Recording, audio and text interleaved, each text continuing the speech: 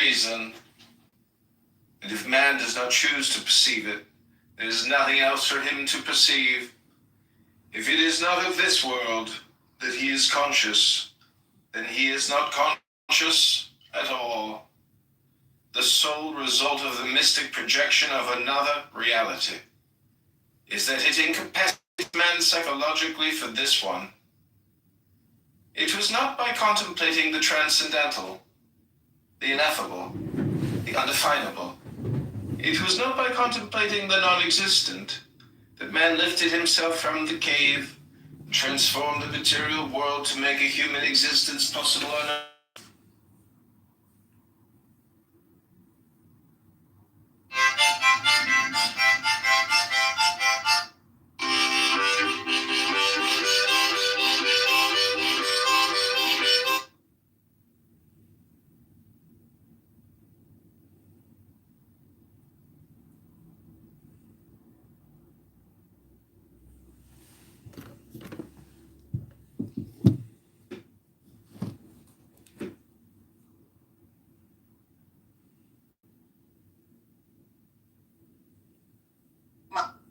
Okay. Jello. Is he gonna crack it out? Is he gonna crack it out? Let's decorum. Okay, go ahead. Yeah, my voice, man, it really moves mountains. And that's doing things like withholding funding, right? Calling jobs, calling universities, doing a lot of different things, lawsuits. There's a lot of different ways that they go after anti-Semitism. And I think that BEMA, right? I think that BEMA was laying the blueprint and the foundation on how the Black community can go about, right, going after anti-Blackness, because anti-Blackness and anti-Semitism is not held with the same respect. But that's not the Jews' fault. That's not white people's fault. That's Black people's fault. Abby just told you that on the corners of those neighborhoods, they have facial recognition, AI, all kind of shit, cameras and things like that, right? They make the calls behind the scenes, right? They get you clipped. They do this, and that. So we need to move with that same, with those same tactics. Hold on, Pepe. We need to move with those same.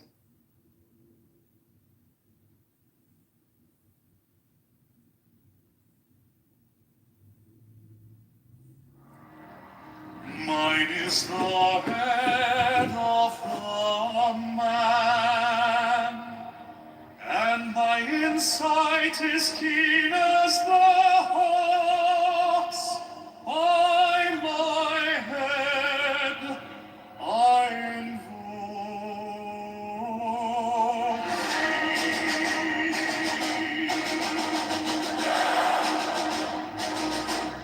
I am the only begotten child of my father and mother. My father is dead. My mother bore me with labor and pain and fear. By my body I invoke thee.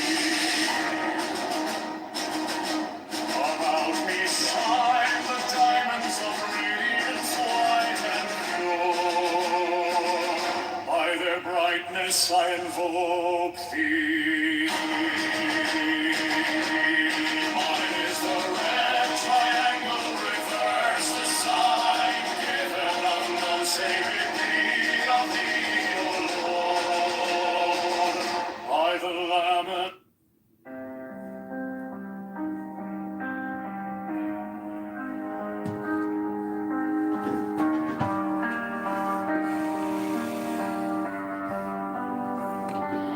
These are fools that men outdo, both their gods and their men and fools. 12 come forth, O children, under the stars, and take your fill of love.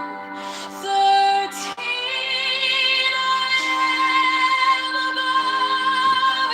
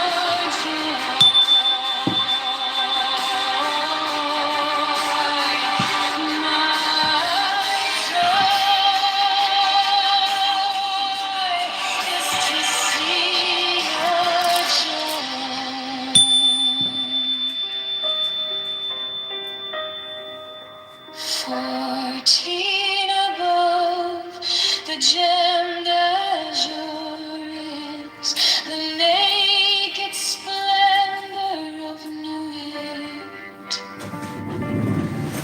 She bends in ecstasy to kiss the secret ardors of her deed. The winged glow, the starry blue, her mind awanketh nachon zu. My joy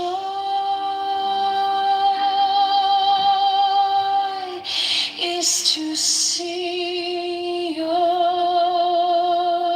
joy.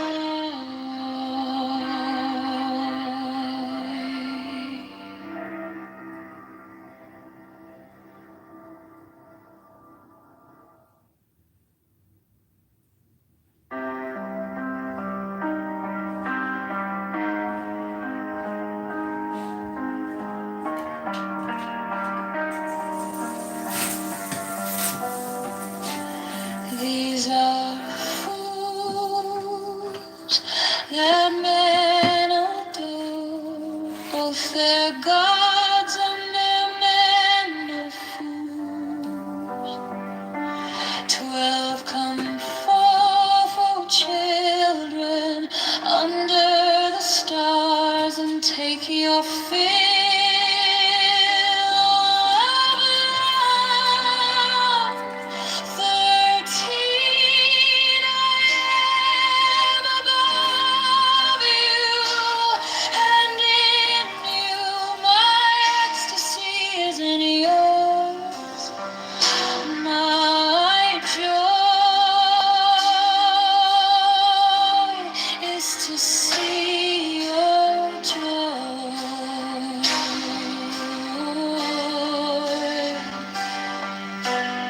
14 above, the gemmed azure is the naked splendor of new it. She bends in ecstasy to kiss the secret ardors of her deed. The winged glow, the starry blue, her mind awaketh nachon.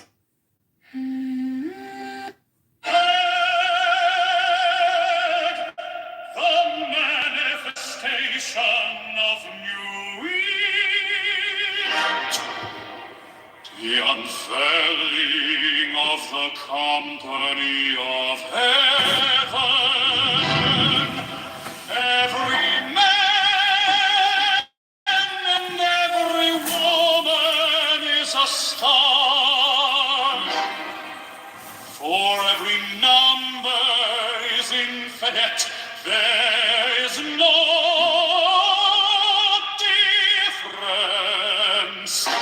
Help me, O Lord of thieves, in my unveiling before the children of men.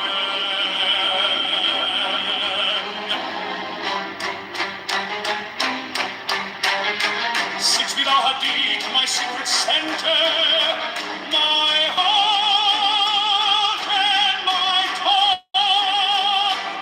7, behold, it is revealed by Iris, the minister of Horpathret. 8, the cubs is in the cool, not the cool in the cups. 9, worship then the cats, and behold my light shed over you.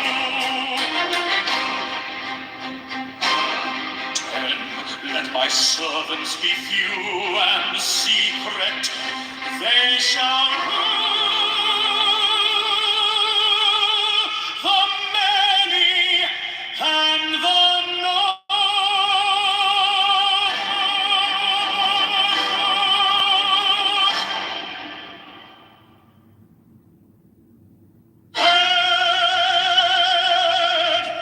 the manifestation of new wheat, the unfurling of the company of heaven. Every man and every woman is a star, for every number is infinite. There is no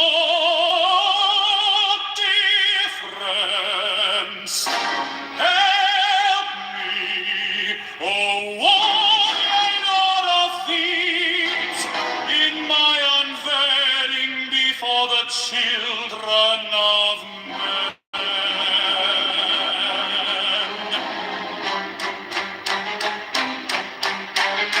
6 feet are deep, my secret center, my heart and my tongue. 7, behold, it is revealed by Iris, the minister of poor apartment. 8, the cubs is in the cool, not the cool in the cubs. 9, worship then the cubs, and behold, my light shed over you.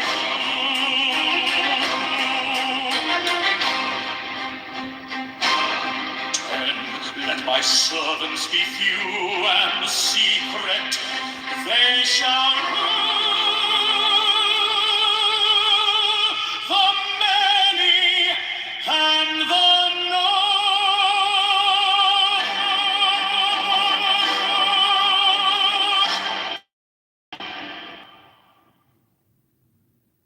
heard the manifestation of new wheat, the unfurling of the company of heaven. Every man and every woman is a star, for every number is infinite. There is no difference.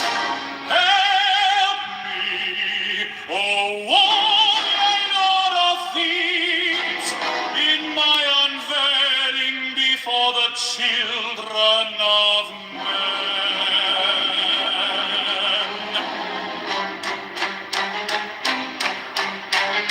6 feet are deep, my secret center, my heart and my tongue.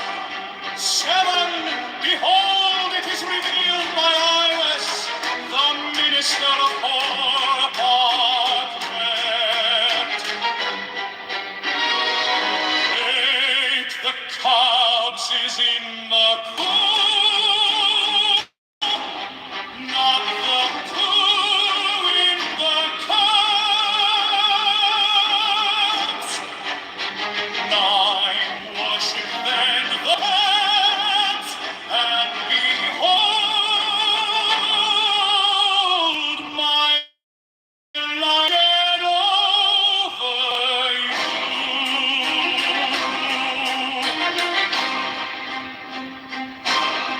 10, let my servants be few and secret, they shall rule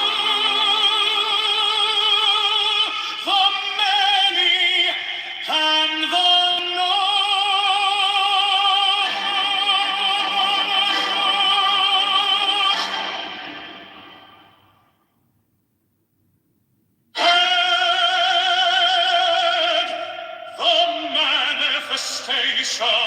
of new eat. The unfailing of the company of heaven.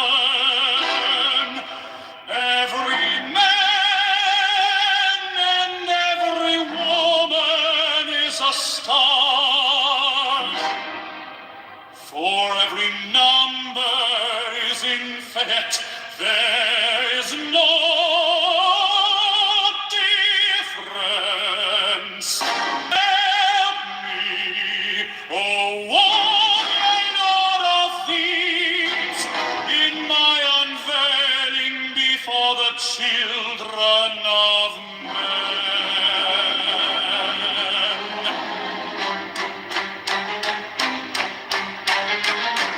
6 feet thou hast deep my secret center, my heart and my tongue.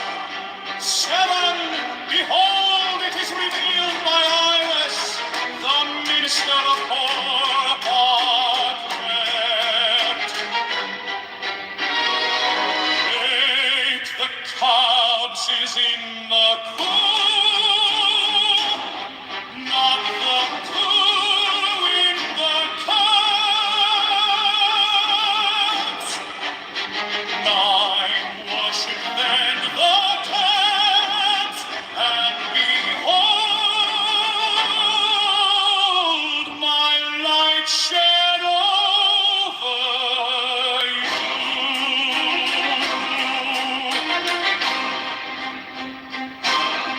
10, let my servants be few and secret, they shall rule the many and the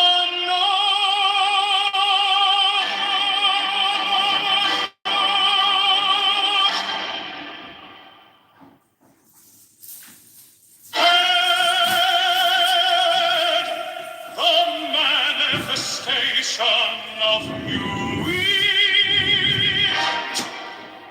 The unfailing of the company of heaven. Every man and every woman is a star. For every number is infinite, there is no difference. Help me, oh one Lord of thieves, in my unveiling before the children of men.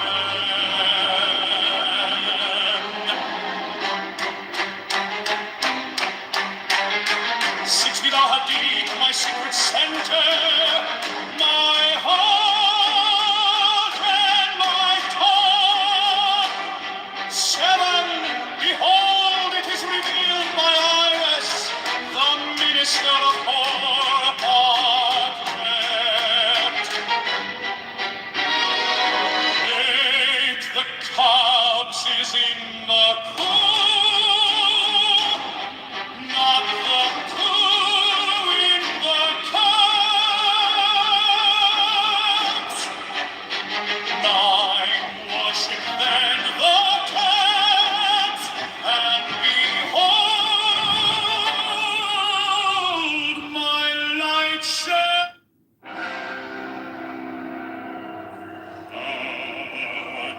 The manifestation of new eat. To the unveiling of the company of heaven. Every man and every woman is a star.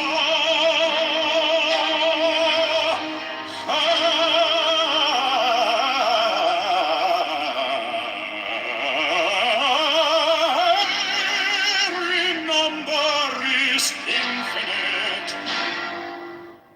There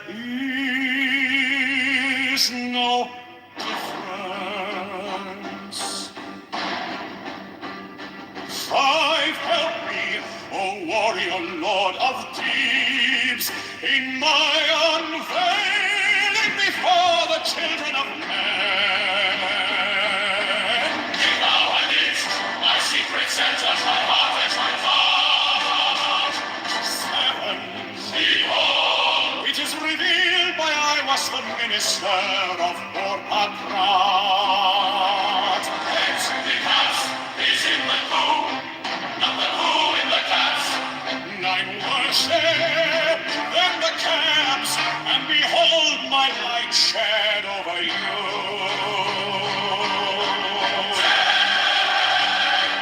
Let my servants speak you a secret, they shall rule the many and the God,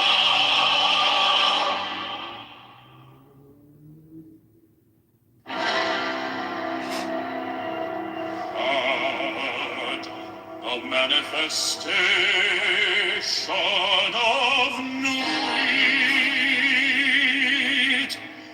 to the unveiling of the company of heaven. Every man and every woman is a star.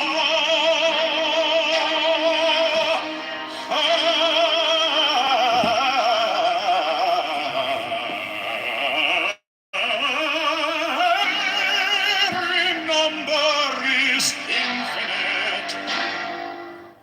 There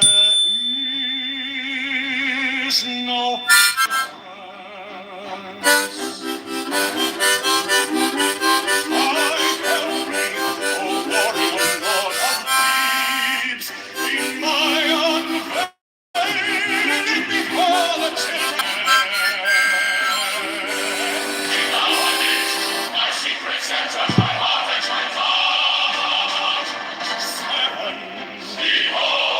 it is revealed by I was the minister of poor Patrat. Hence the cast is in the tomb, not the who in the cast. Nine worship, then the camps, and behold my light shed over you.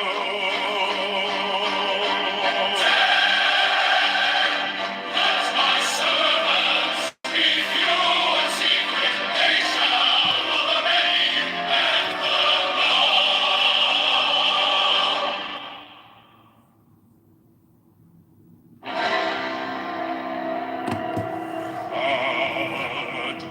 a manifestation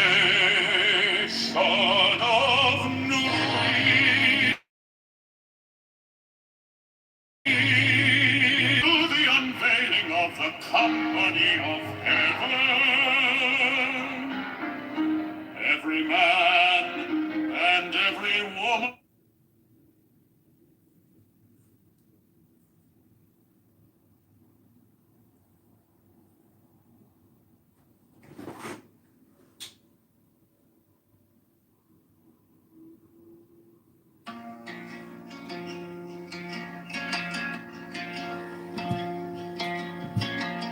Now ye shall know that the chosen priest, master of infinite space, is a prince priest to the beast.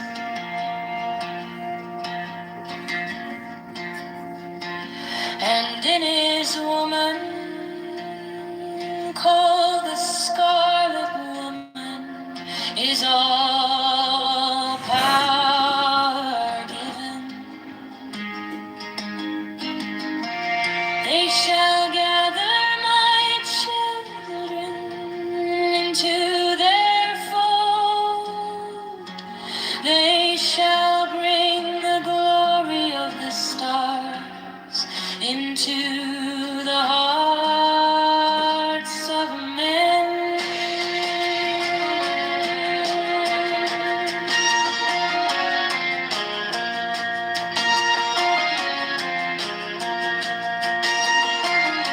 16. For he is ever a sun, and she a moon.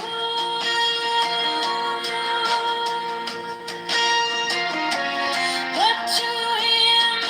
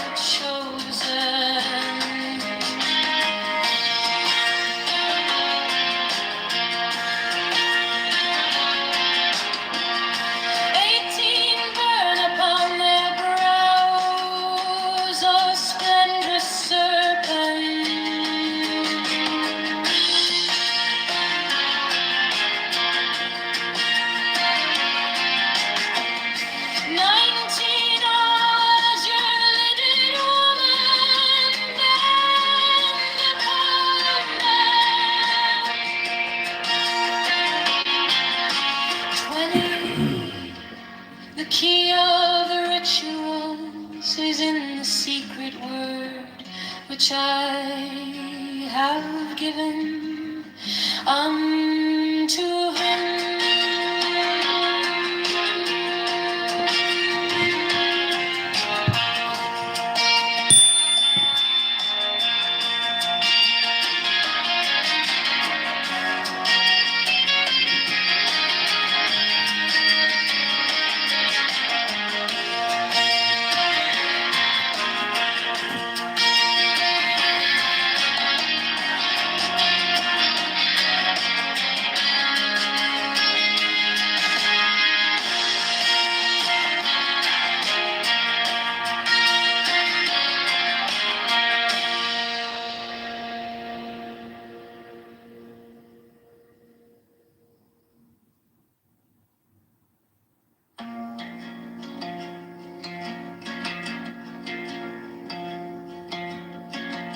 Now ye shall know that the chosen priest, as soul of infinite space, is the prince priest, the beast.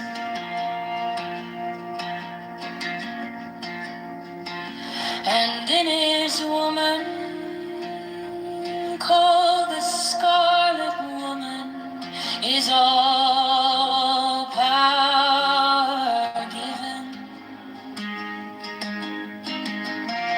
They shall gather my children into their fold. They shall bring the glory of the stars into the hearts of men.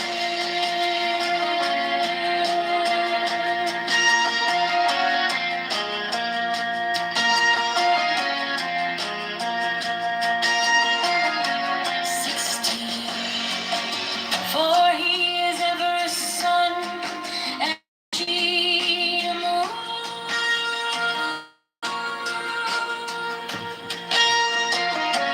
But to him is the winged secret flame, and to her the stooping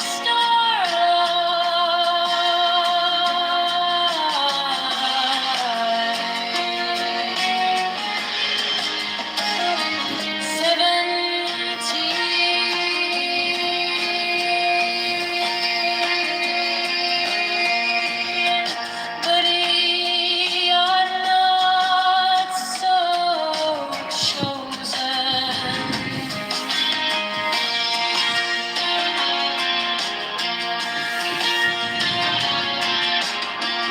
18 burn upon their brows, O splendrous serpent.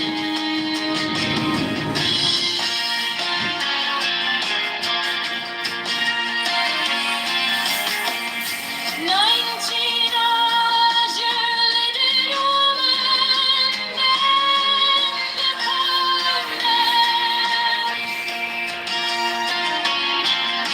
20, the key of the rituals is in the secret word which I have given unto him.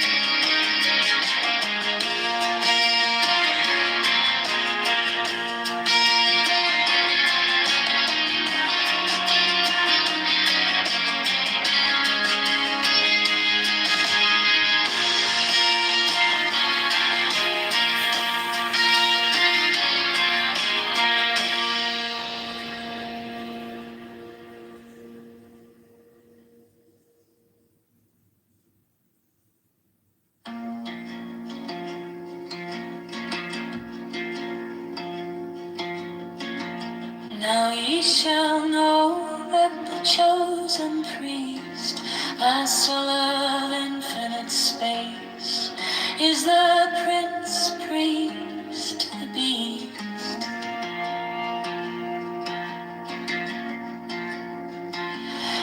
in his woman called the Scarlet Woman is all power given.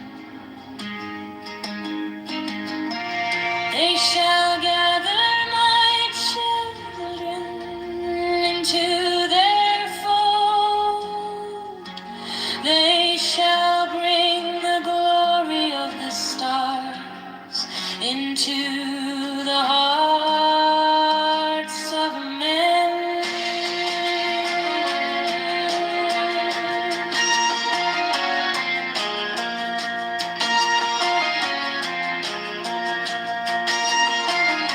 16.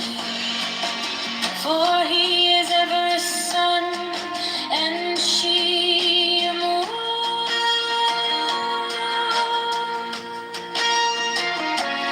But to him is the winged secret flame, and to her the stooping starlight.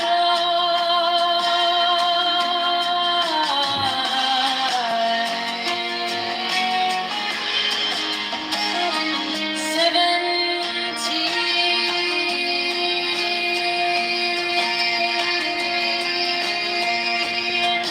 But ye are not so chosen.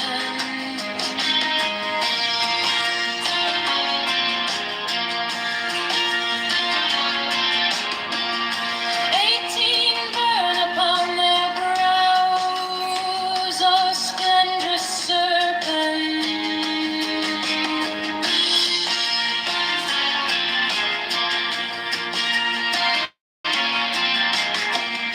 19. Azure-lidded woman, bend upon them. 20.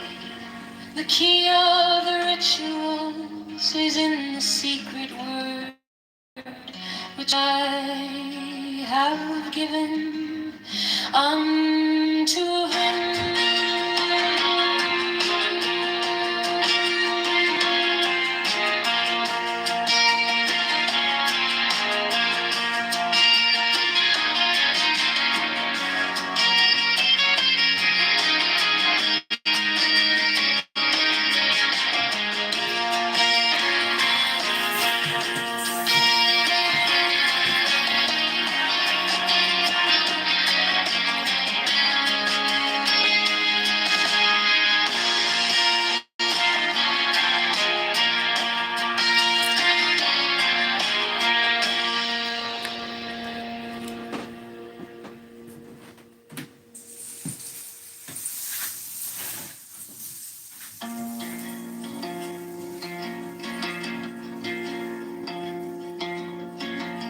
Now ye shall know that the chosen priest, my soul of infinite space, is the prince priest, the beast.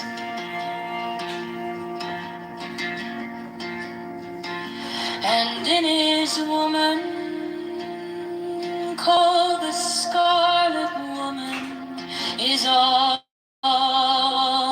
power given.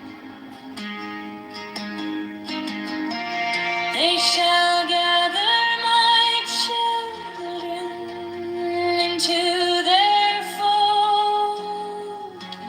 They shall bring the glory of the stars into the hearts of men.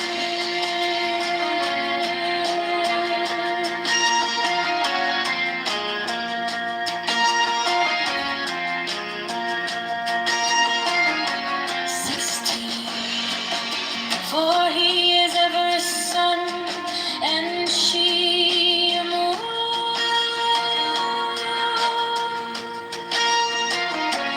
But to him is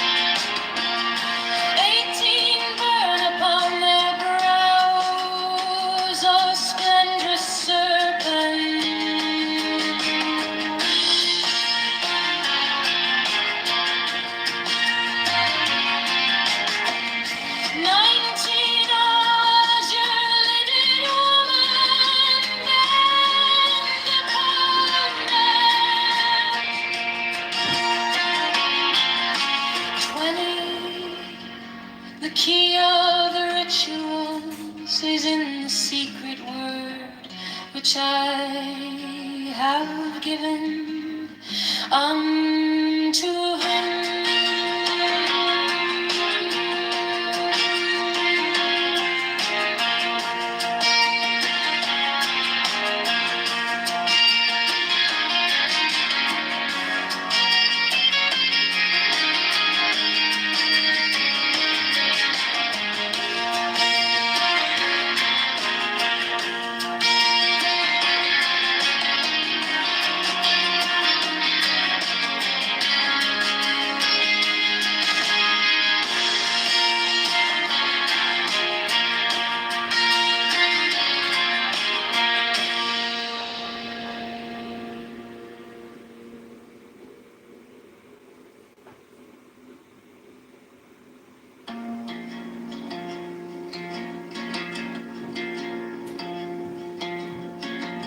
Now ye shall know that the chosen priest, master of infinite space, is the prince priest, the beast.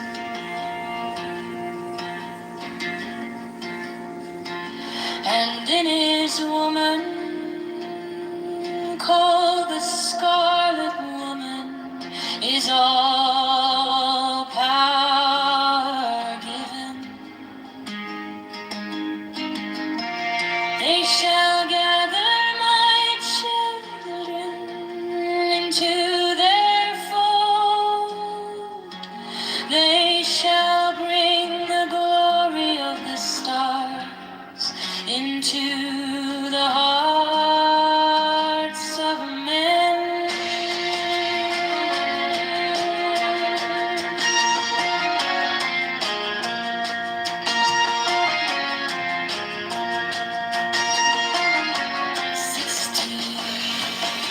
For he is ever a sun, and she a moon.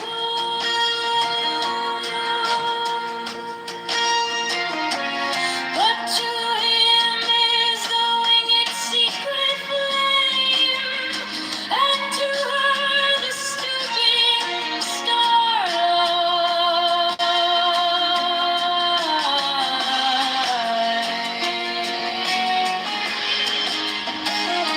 17,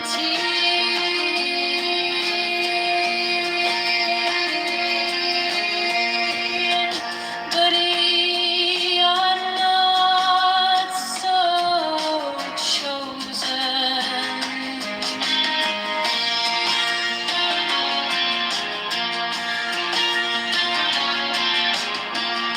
18 burn upon their brows, O splendrous serpent.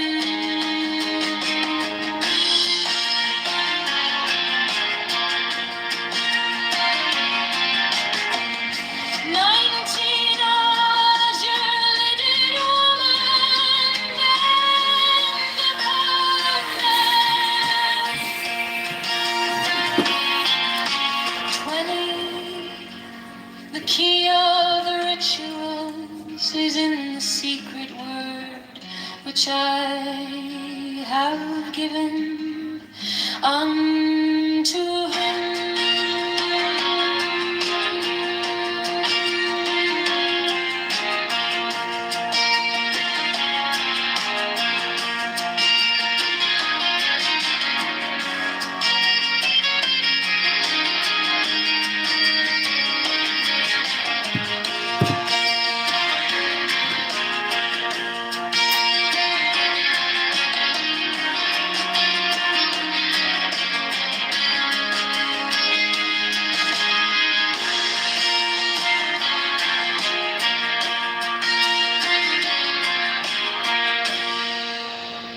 Those questions.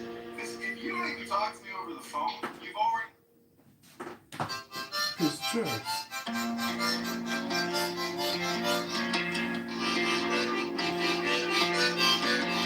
Now ye shall know that the chosen priest, master of infinite space, is the prince priest, the beast.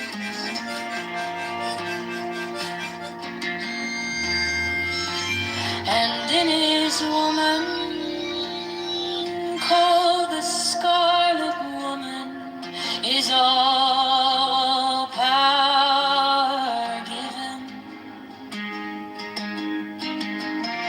They shall gather my children into their fold. They shall bring the glory of the stars into the hearts of men.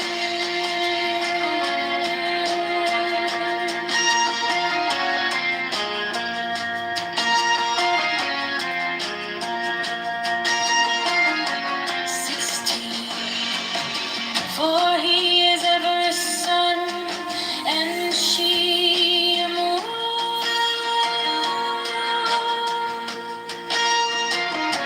But to him is the winged secret flame, and to her the stooping starlight.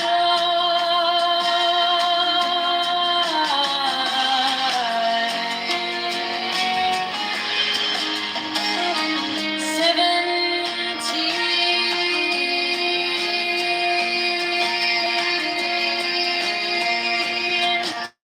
But ye are not so chosen.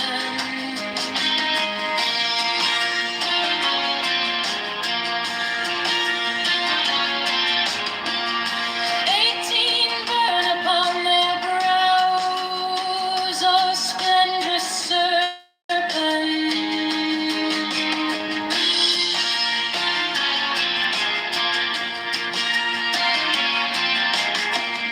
19. Azure-lidded woman, bend upon them.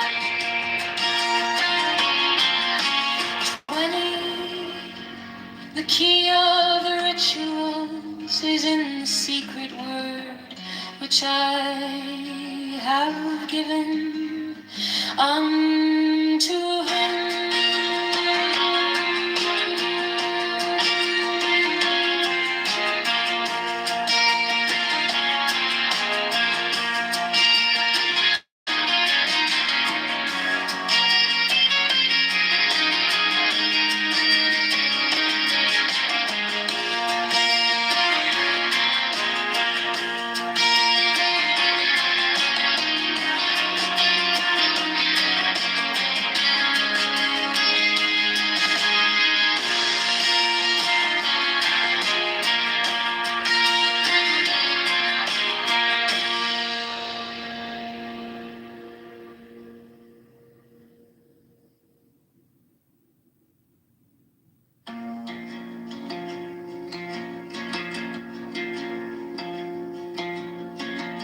Now ye shall know that the chosen priest, my soul of infinite space, is the prince priest, the beast.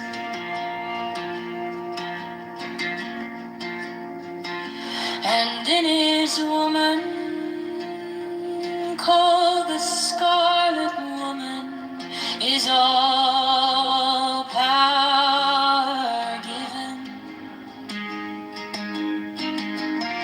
They shall gather my children into their fold. They shall bring the glory of the stars into the hearts of men.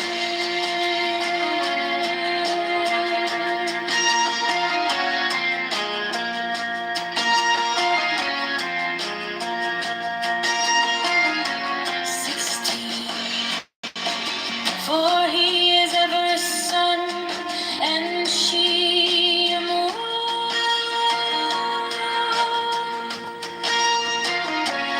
But to him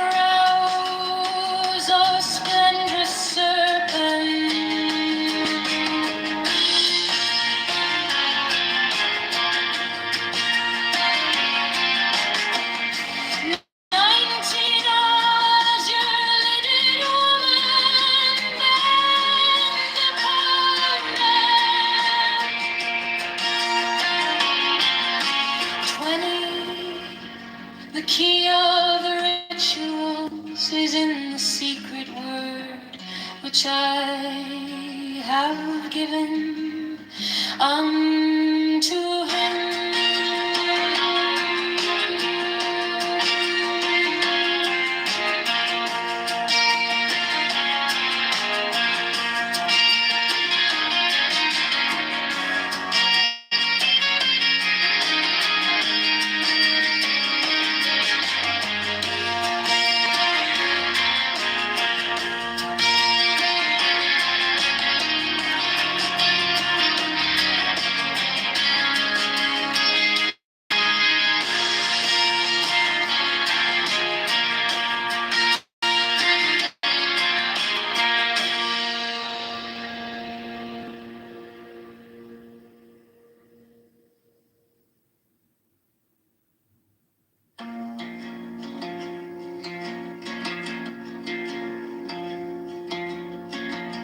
Now ye shall know that the chosen priest, my soul of infinite space, is the prince priest, the beast.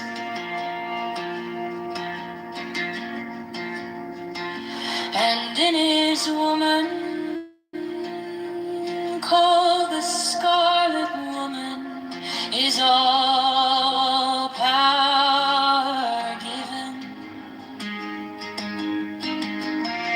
They shall gather my children into their fold.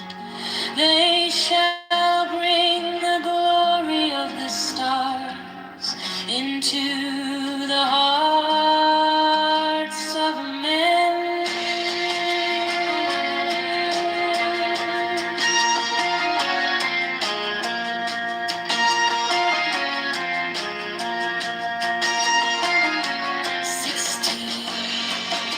For he is ever a sun, and she a moon.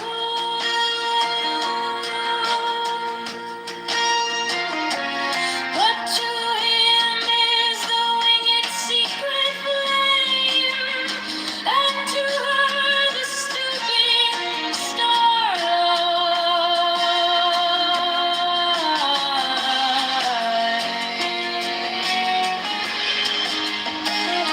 17,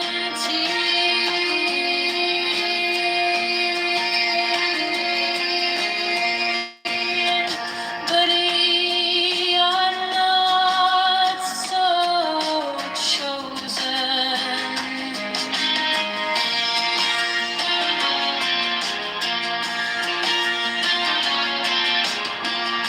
18 burn upon their brows, O splendrous serpent.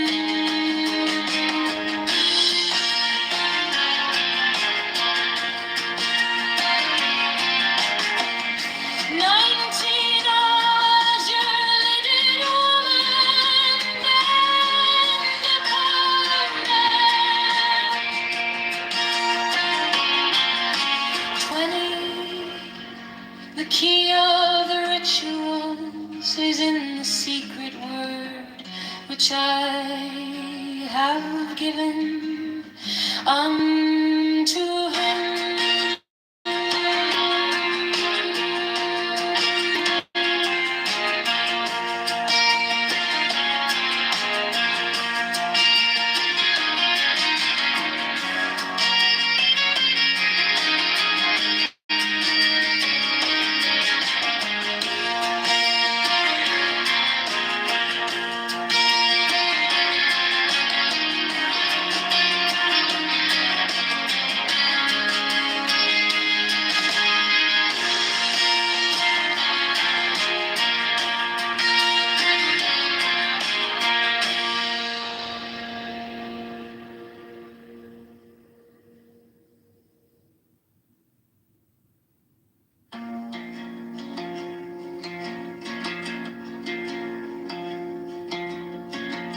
Now ye shall know that the chosen priest, my soul of infinite space, is the prince priest, the beast.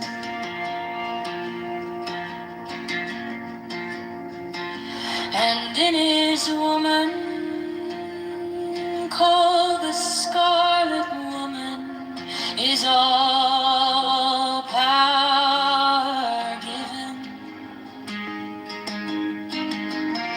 They shall gather my children into their fold. They shall bring the glory of the stars into the hearts of men.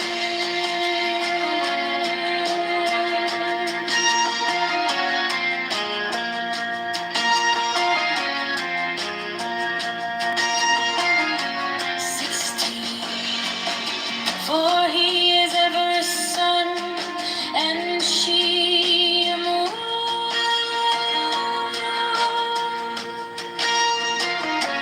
But to him is the winged secret flame, and to her the stooping starlight.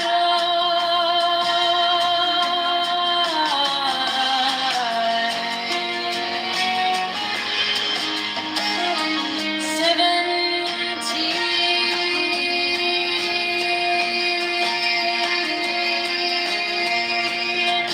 but ye are not so chosen.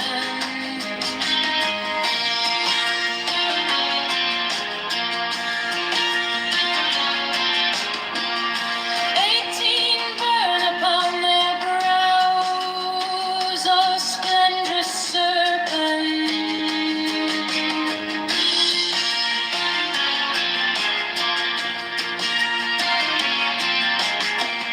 19 azure lidded woman and the covenant.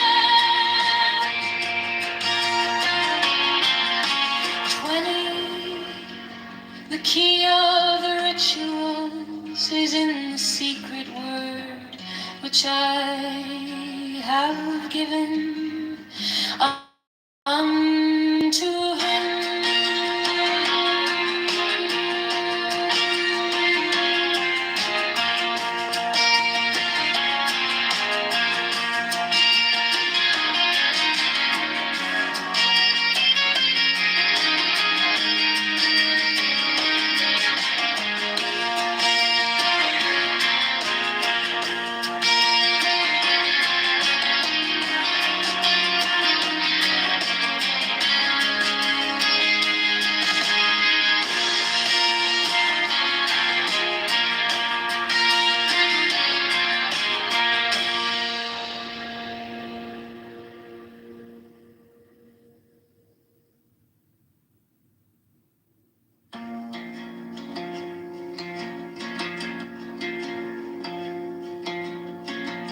Now ye shall know that the chosen priest, my soul of infinite space, is the prince priest, the beast.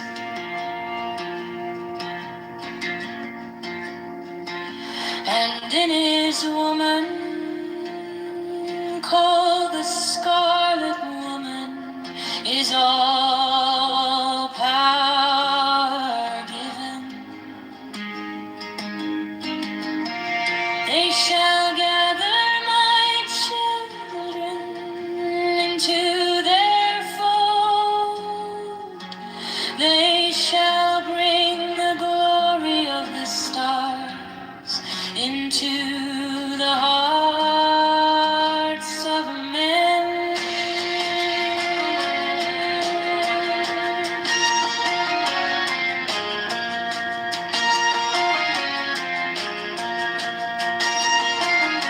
16, for he is ever a sun, and she a moon.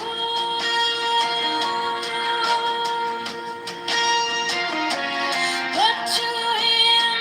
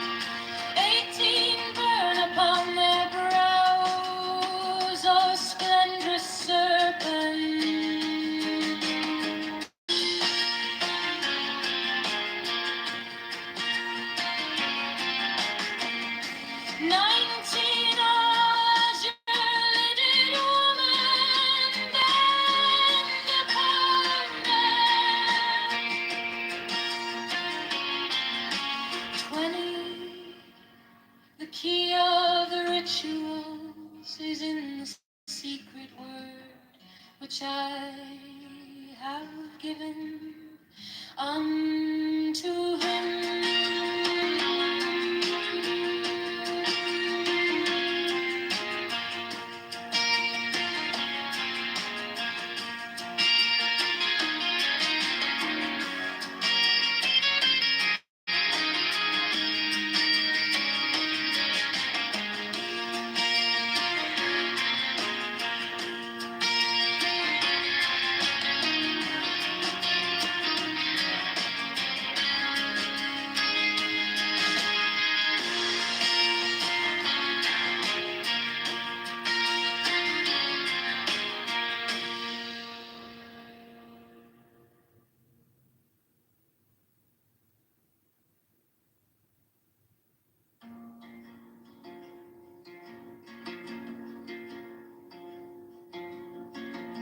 Now ye shall know that the chosen priest, a soul of infinite space, is the prince priest, the beast.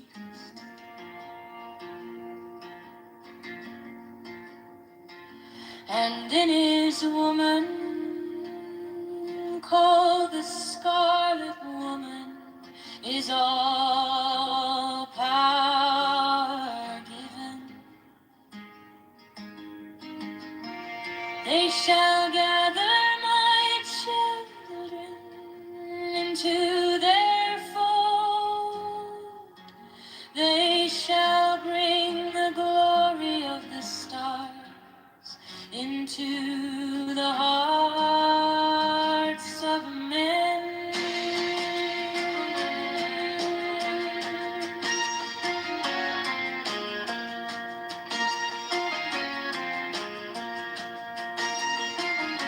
16. For he is ever a sun, and she a moon.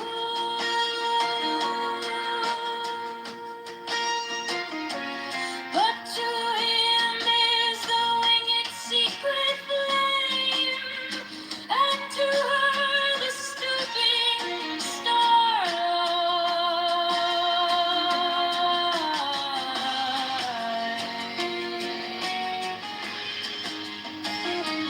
17.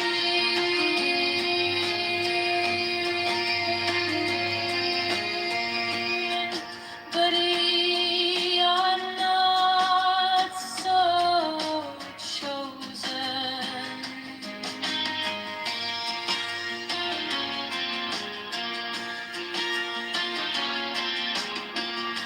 18. Burn upon their brows, O splendrous serpent.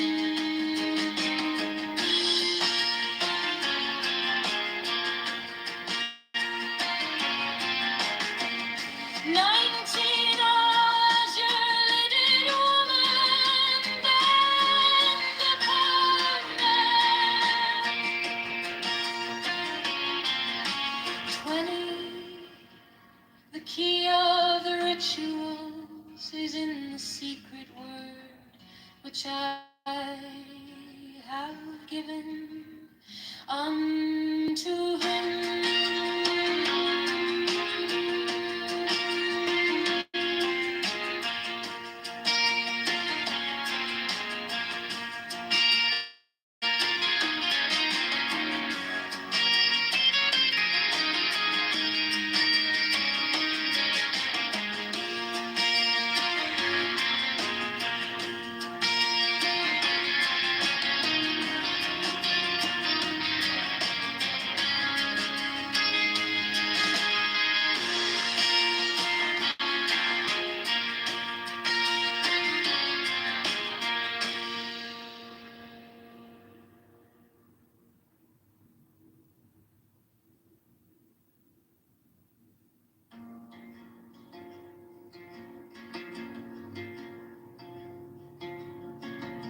Now ye shall know that the chosen priest, a soul of infinite space, is the prince priest, the beast.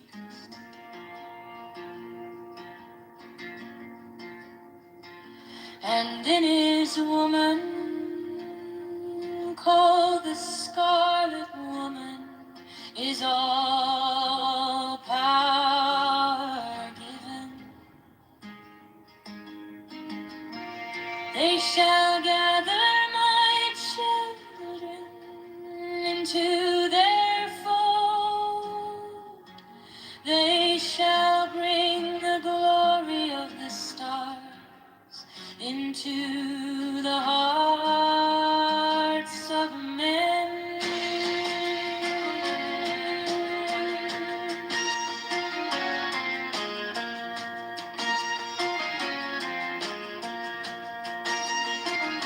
16. For he is ever a sun, and she a moon.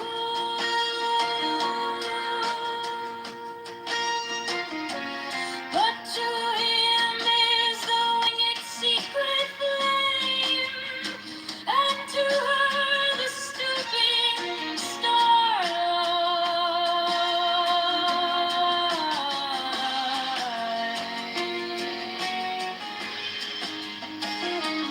17.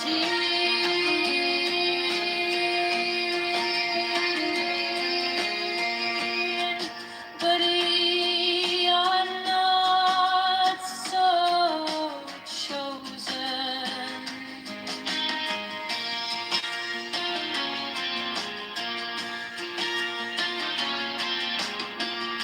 18. Burn upon their brows, O splendrous serpent.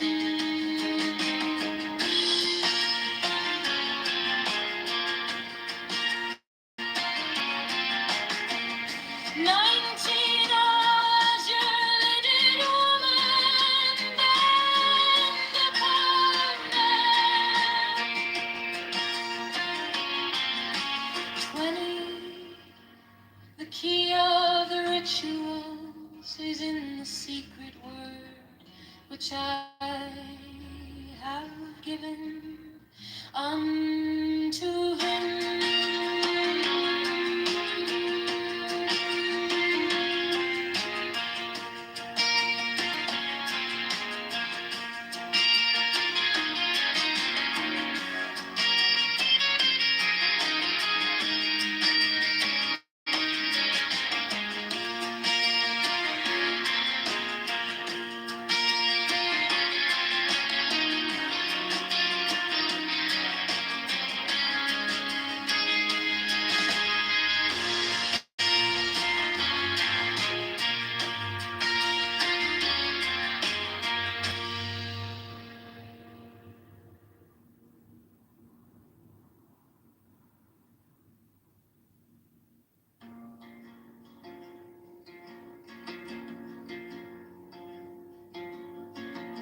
Now ye shall know that the chosen priest, my soul of infinite space, is the prince priest, the beast.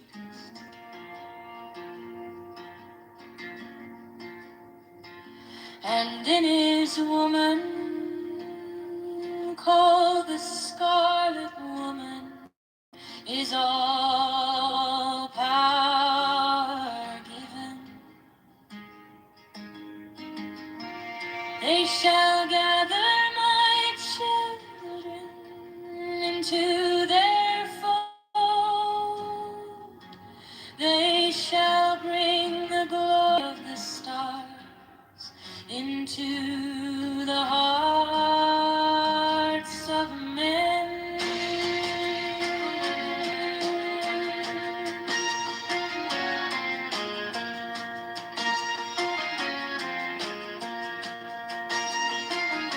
16. For he is ever a sun, and she a moon.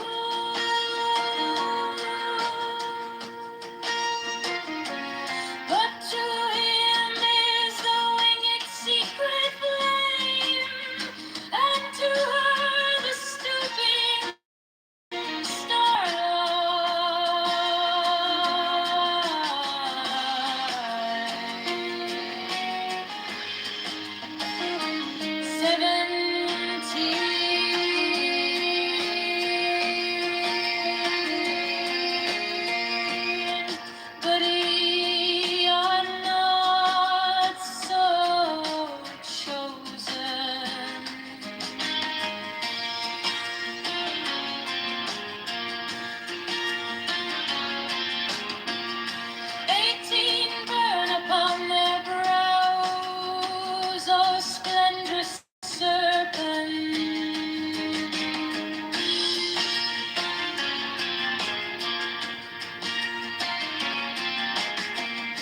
19 hours, your leading woman, then the partner.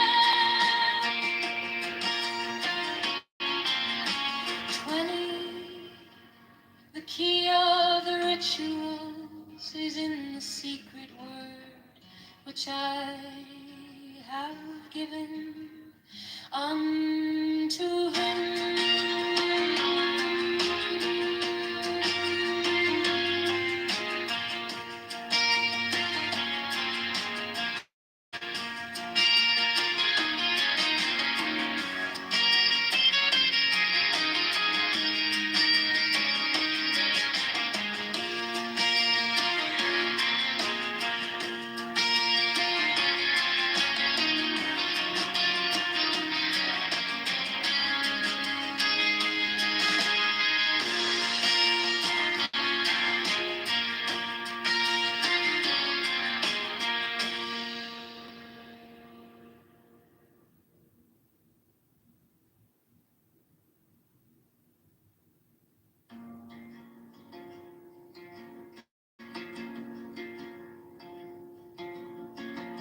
Now ye shall know that the chosen priest, a soul of infinite space, is the prince priest, the beast.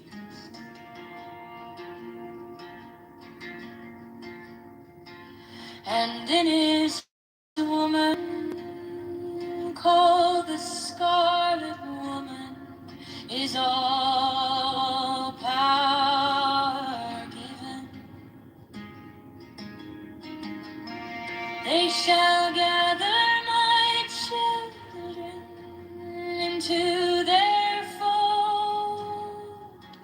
They shall bring the glory of the stars into the hearts of men.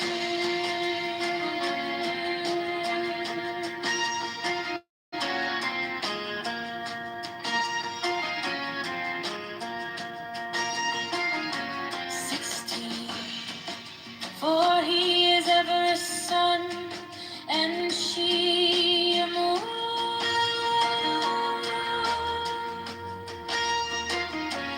But to him is the winged secret flame, and to her the stooping starlight.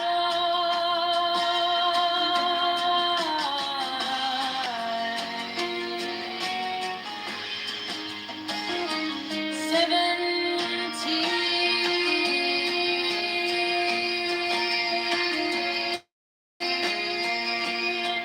but ye are not so chosen.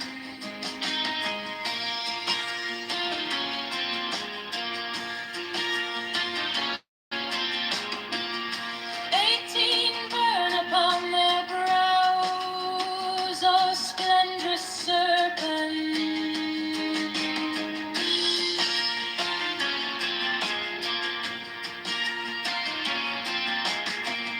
19 hours, your leading woman, then the partner. 20, key of the rituals is in the secret word which I have given unto him.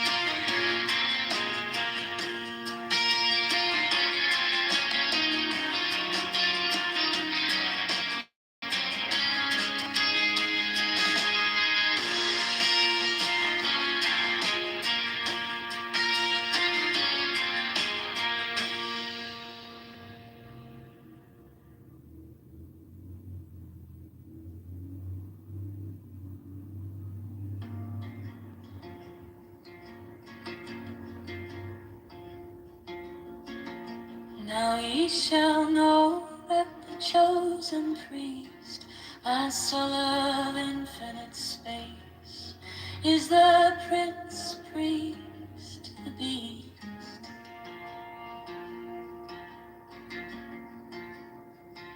And in his woman, called the Scarlet Woman, is all power given. They shall gather my children into their fold. They shall bring the glory of the stars into the hearts of men.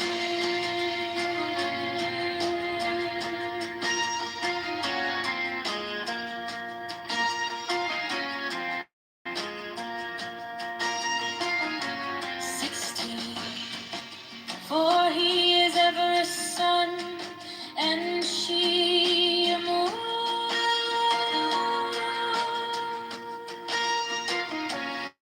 But to him is the winged secret flame, and to her the stooping starlight.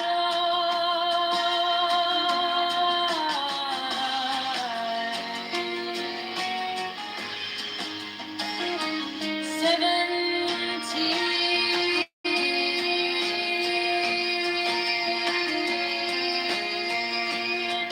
But ye are not so chosen.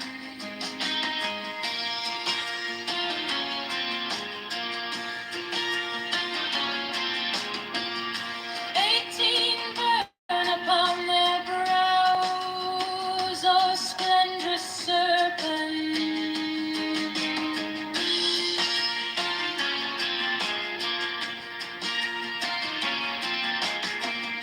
19 little woman bend upon them.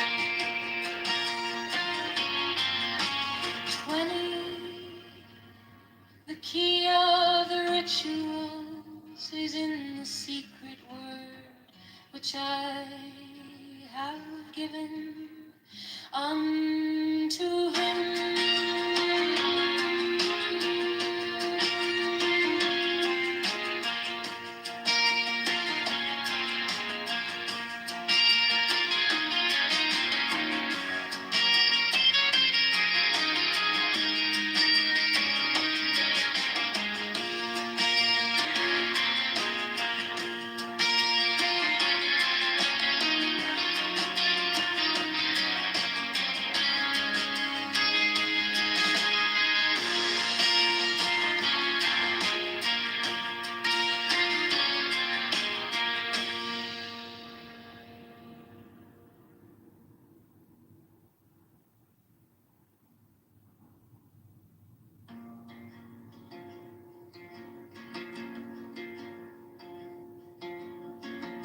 Now ye shall know that the chosen priest, a soul of infinite space, is the Prince Priest, the Beast.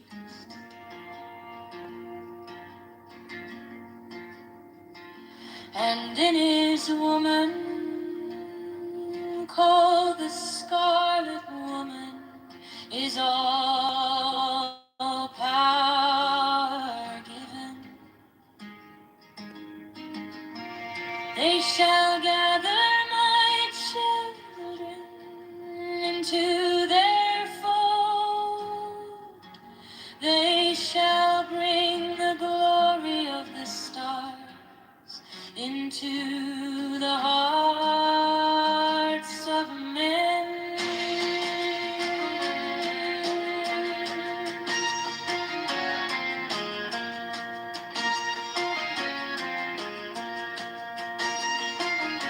16. For he is ever a sun, and she a moon.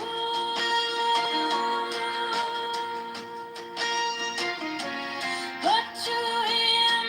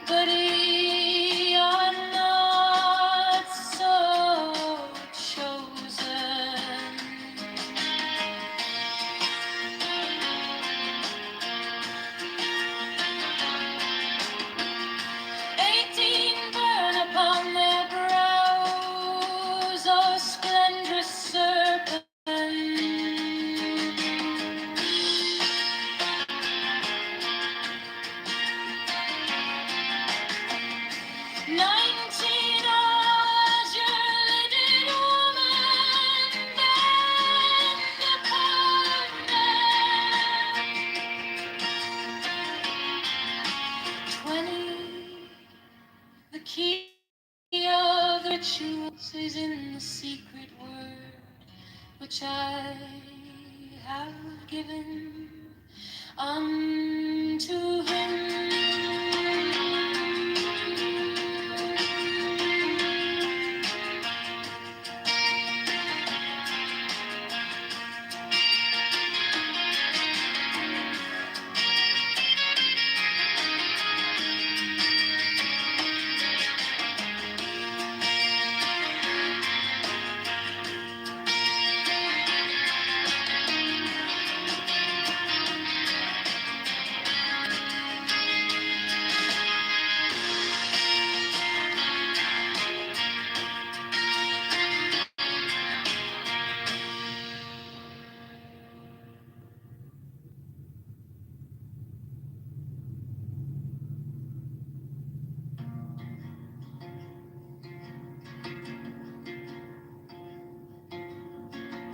Now ye shall know that the chosen priest, a soul of infinite space, is the prince priest, the beast.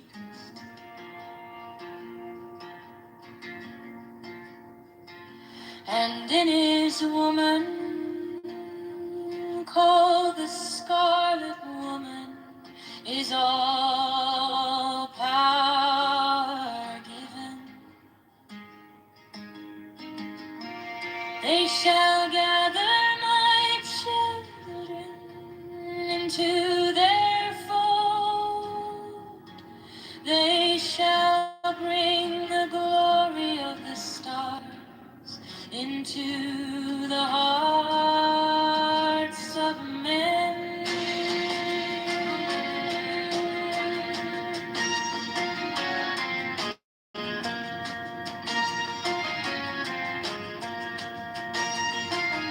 16. For he is ever a sun, and she a moon.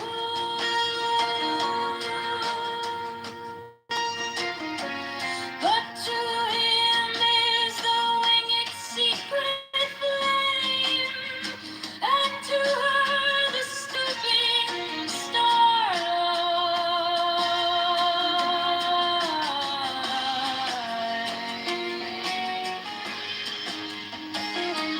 17.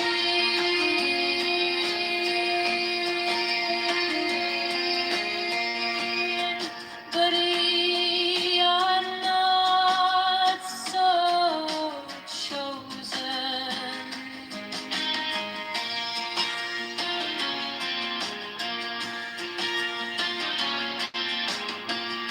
18. Burn upon their brows, O splendrous serpent.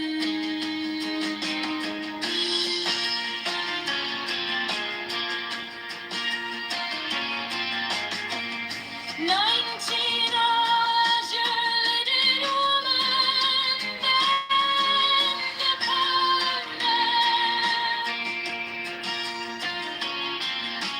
20.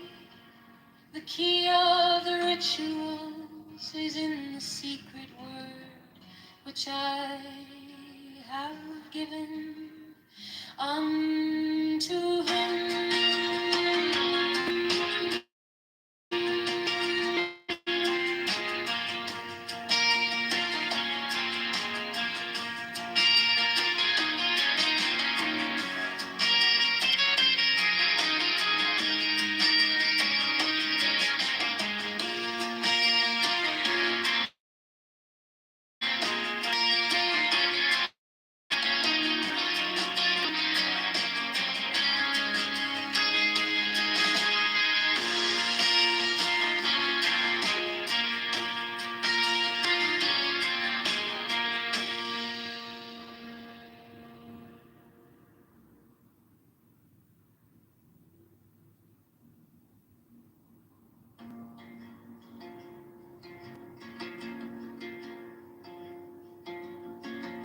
Now ye shall know that the chosen priest, a soul of infinite space, is the prince priest, the beast.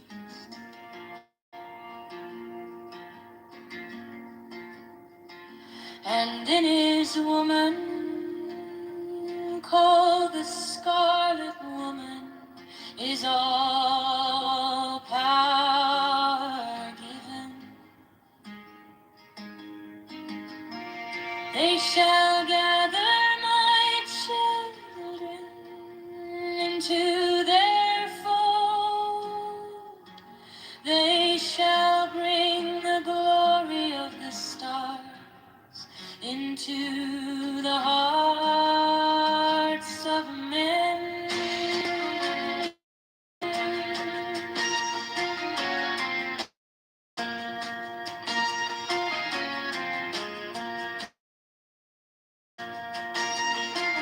16. He is ever a sun, and she a moon.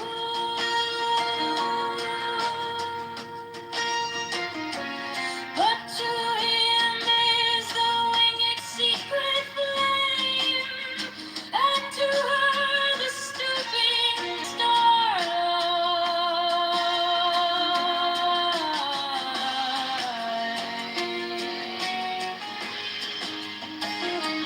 17.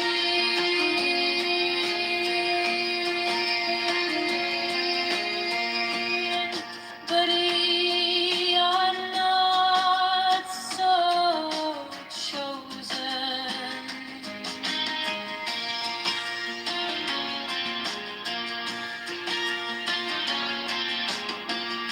18 burn upon their brows, O splendrous serpent.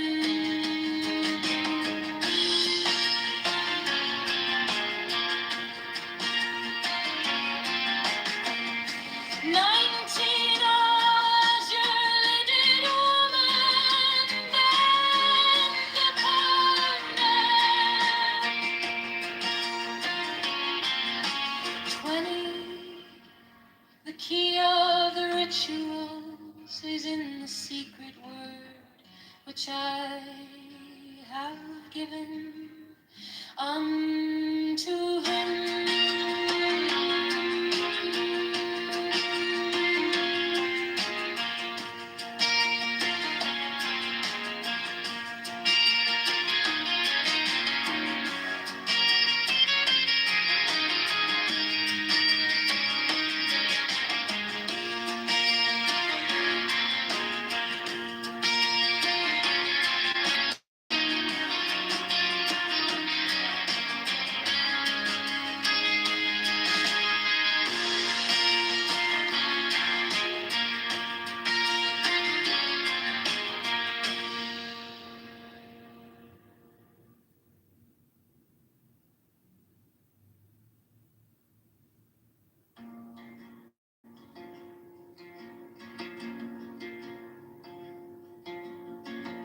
Now ye shall know that the chosen priest, a soul of infinite space, is the prince priest, the beast.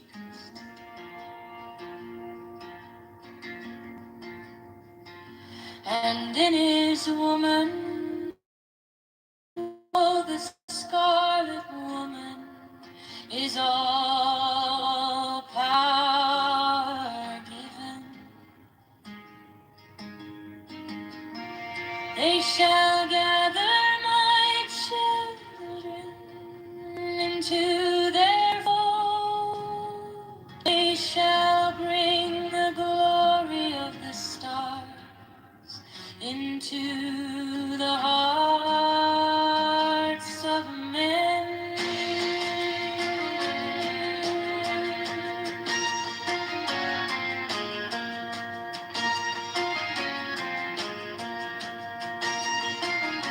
16. For he is ever a sun, and she a moon.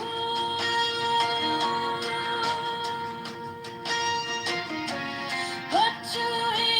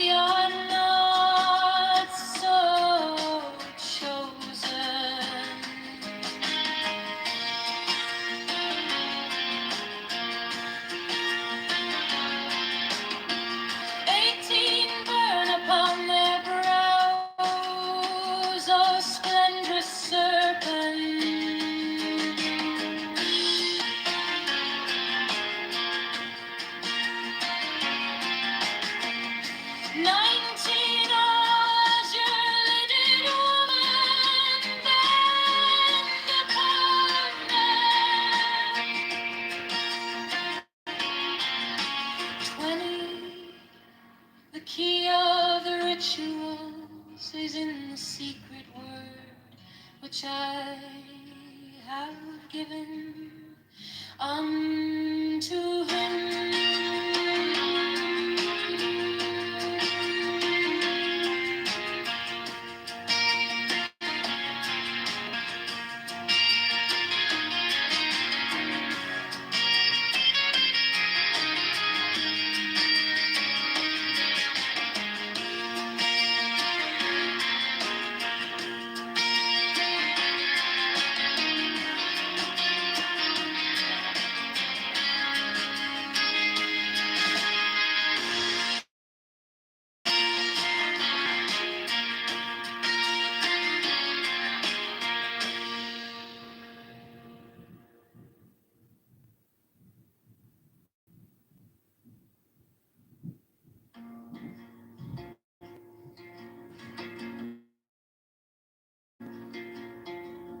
We shall know that the chosen priest, master of infinite space, is the prince priest, the beast.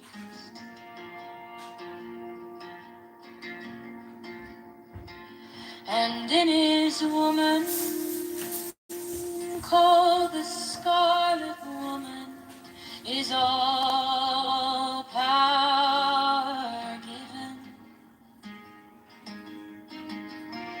They shall gather my children into their fold. They shall bring the glory of the stars into the hearts of men.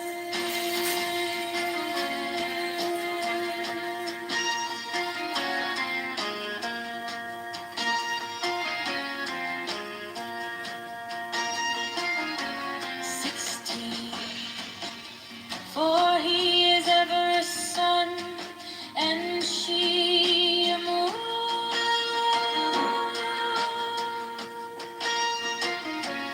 But to him is the winged secret flame, and to her the stooping starlight.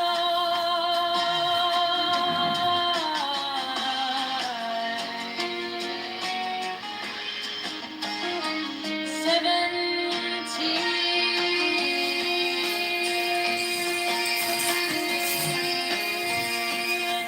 but ye are not so chosen.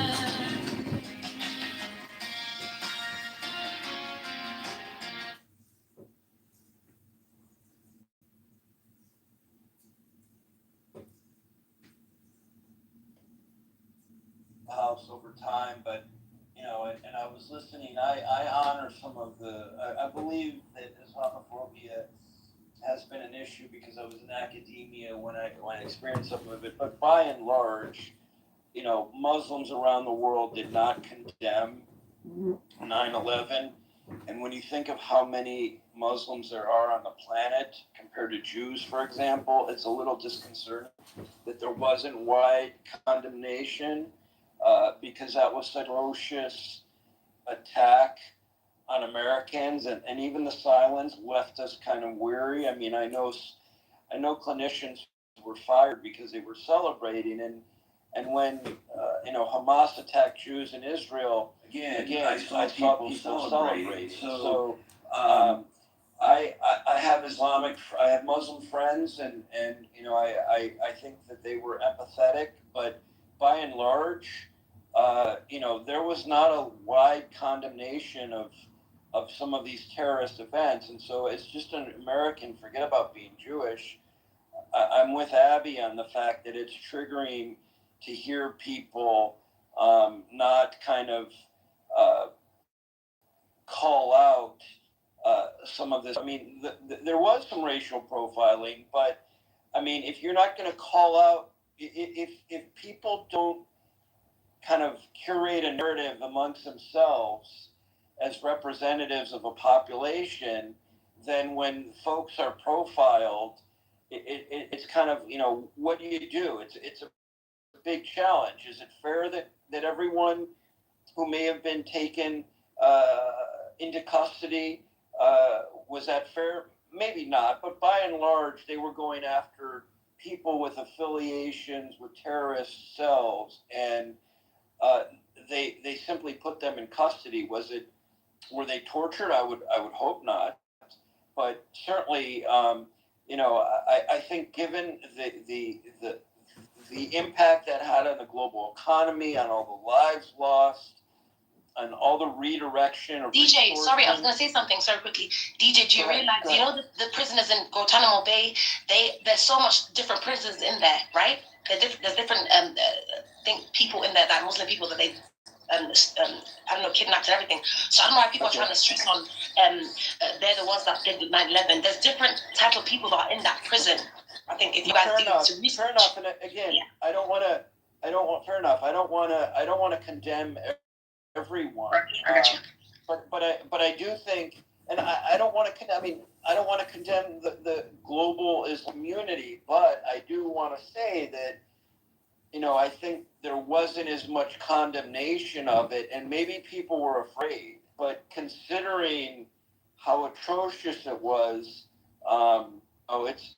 it's alarming, and I was a little surprised. I was a little surprised by that, because that it's a numbers game in that regard, and the Jewish community, no, we're not always perfect, but I think I saw some wide condemnation recently of some things, and the community is pretty small, so I was proud to see some people condemn some things that they didn't find appropriate ethically, morally, etc. And I won't go into that, but this isn't also to condemn the Islamic community. It's just to say that it's a huge population, and 9/11 was super catastrophic, and it affected all of our lives. So, I will say something about Claudine Gay. Yes, I wasn't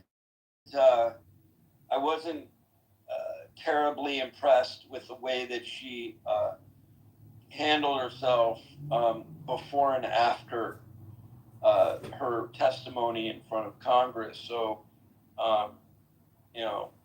it is what it is.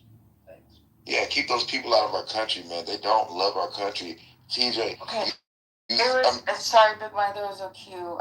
Okay. That's okay. Sky, did you want to? Let me get in that queue at the end, please. I'll add you, Big Mike. Sky, are you there? Yeah, I just wanted to say that I'm probably the only person in this room that actually worked in the World Trade Center. And I worked for Sun Microsystems, and I will pay anybody in this room $100 cash if they doubt what I'm saying right now. So you can DM me money. I just want to talk to you and tell you that on September 10th, on Monday, there were about 45 to 50 guys wearing black suits with blue sunglasses that had their little names and their name tags that said thegame.com. Now, these people disappeared, but if you watch the 9/11 documentary and you see that every floor was detonated and disappeared, that's it. Gone. So you can DM me. You think they exploited explosives on each floor as it came down? 100%. I worked there. I'm the only person in this room that worked in the building. I've been on this clubhouse thing from day one. I was here with Board Ape Yacht Club. I've been on everything with everybody else. I think you are 150. No, I'm getting the $100. It was a promotion. 275% full of shit. Yeah, it's. I don't Okay. know what. Well, Sky, were you done with your contribution, or did you want to? I'm done. It was a game I company, bro. appreciate it. It's a marketing. Oh, so it's interesting. Yeah, thank you for bringing it up. Don't do it, John. Don't do it. See, this is why cues are important, but also why we have to just not necessarily a cue, but if we just respected each other, the person that I wanted to respond to, he's gone now. I'm sad about that, because I really wanted to add something. And what I wanted to add was the stuff that she was talking about was Guantanamo. I'm surprised that nobody brought it up before me. I was hoping that somebody would. But if you guys remember, America did largely understand what was happening in Guantanamo, and we were pretty upset about it. Actually, President Obama ran on ending Guantanamo Bay. If you remember, his whole spiel was to end Guantanamo Bay, to close it down, if you remember. Okay, and many of us were in support of it because we understood that there were things that were going on, that the habeas corpus, the what was it called, the indefinite detentions, all of this, that it was messed up. Okay, we did recognize it. We written a portion of a large chapter of the autobiography being almost abducted by Scientologists. Hold on, did you say Almost autobiography? How do you be almost? Yes, he did see him. Escape? He did. Did she escape? Autobiography. Yep, that's right. Otter, what happened to making it almost? I escaped. Well, I got a question, Otter. Jesus, Hey, that's crazy. I think I don't know if this is right, but it seems to me that Scientology people, they usually go after people who are like, they have some influence, or they're like celebrities, or they're rich or something like that, and or they're like a scientist maybe, and like I don't know, like I guess sometimes they'll capture people and then they put them in this thing they call the hole, or it's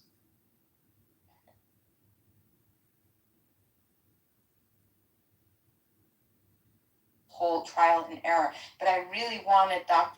Love to hear about that, because we do, as Americans, respect habeas corpus. We don't want people to be indefinitely detained, and that is why the country of the United States we ended up electing President Obama to make sure that our civil liberties and that human rights were upheld.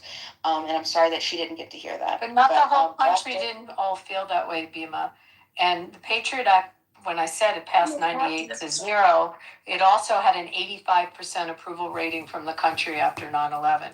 Our country right afterwards, wanted, yes. yeah, right our after- country yeah. wanted those people detained. We wanted profiling. We chose for that in our country. The Patriot Act morphed into the new Freedom Act that actually sunsetted right at COVID. And the new Freedom Act took away, you're right, it took away some of the surveillance. Less surveillance, but took away some of the more problematic surveillance capabilities. But essentially, the country was behind Gitmo then, and behind putting them away. And your position is the position of the people that elected Obama, but there was also half the country that felt differently and wanted Gitmo to stay. They felt differently, but the Senate Is KK here? Because KK actually lived. KK lived near, but the KK Senate lived there, Intelligence yeah. Report You led hear by about it. Kerry staffer John Kiriakou proved that the United States had conducted a torture program I for remember about that. 10 years. I remember that, and Bima's right. I mean, there were lots of problems with it, but there were also a lot of Americans that didn't want it closed. I really wish KK was here because she could tell you firsthand what it was like there. But there was a mixed feelings in the country because some of the people were not fully over 9/11 and wanted them to stay locked up. But I think the fact that the country was split, and Obama didn't really change it. Well, I just looked it up. Obama signed an executive order. Gee, where have I heard of a president signing an executive order before? 13492. He signed an executive order to close it, but then Congress, exercising, I guess, the will of the people, one might say, kept it open. So what he ran on, what a shock. As always happens, candidates promise things, and then when it comes down to the brass tacks, it stayed open. So that's what happened. It stayed open. How long did it last? You said it stayed open. How long did it last? It's still there. It's still open. Open. It is strategic. It is. Can you show us evidence? You got to talk it from your What, mouth. KK lived there. No, you want we're not. evidence? I live in Gitmo has been a my possession father. of the United States since the Spanish-American War. It's been a naval base for the United States for the last 80 to 90 years. It's a piece that we control and that we store enemy combatants in. Enemy combatants are judged by military tribunals. You don't have to like that, but at least if you're going to criticize us, do me a favor, memorize the shit we do first before you tell us we're wrong. Because you sound like a pussy. No. You think you're angry Muslim? You're an angry Muslim? I am asking you to specifically to know what you're talking about. I'm asking you specifically to know what you're talking about the American system before you go ahead and pronounce things. Be a dick. Yeah, and Why do y'all care? Let me ask you this, Nia. Let me get in here. Shut the fuck up, bitch. Nia, if you come and attack Americans on our soil, you can go there yourself. You can enjoy it. This is about America. Nice weather in Cuba. That ain't America. Look at them. It's fucking Americans. You want to come and attack us on our soil? No, you just kind of dumb, Loki. You just What stupid. soil? What soil? You want to come and attack Americans? You can go. It's really nice weather. Check your IP address. No, stop with that I fuck gangster. Muslim. This is only an app. I would actually be up a roll like this. This is only a fucking app. This is so stupid. Listen, you guys need to do your research. Look at that terrorist No, Muslim threat. I don't need to do that. Terrorist Muslim Somebody from the UK with no idea how American government works. And never. I'll get what? Yeah, Nadia, would you like, hold on a second. Stop. Would you like to make a comment? Okay, I want to elaborate. Bead, right? Bead. I'm not coming for Americans, by the way. Just know that, guys. I'm not coming for Americans. I generally I think Americans. Big. Listen, can you put a muzzle on it, bro? Like seriously, honestly, like I ain't gonna beef with you. Like honestly, I'm not even trying to play around. To all due respect, guys, Americans, you guys we're all human. But I'm just saying, guys, can you guys do your research? You generally, okay, guys, honestly. Hold on. You generally think, right? Alan, just let her finish. Let her finish, Alan. And Naya, Alan, just wait. Alan. We want to have a conversation. And Naya, would you please? Basically, babe, you generally think, right? I'm talking to the real people like B, Abby, and like people that actually, we're having a conversation. Human people, like actual people that have feelings and that are beautiful. Anyways, long story short, do you generally think that Muslims like corrupted America? Honestly, guys. Corrupt? And without insulting, no. What do you generally think? We think that they flew their planes into our twin towers in New York. Is that your question? Are you asking? Do we believe that? You can elaborate on that too. Well, I'm confused what your question is. Yeah, do you think that they corrupted by attacking us on September 11th? Abby, I asked a simple question, darling. I didn't ask two questions. I asked a question. You asked a question. Well, what do you mean by corrupt? Weirdo somewhere. Hollywood, Paris. Those seem like places. Statement that he's not trying. We already have a CHIP Act, so you don't need CHIP Act 2.0. We're not disagreeing. I'm saying that he's vulnerable in certain ways as explorers or questioners and like uncertain about their identity.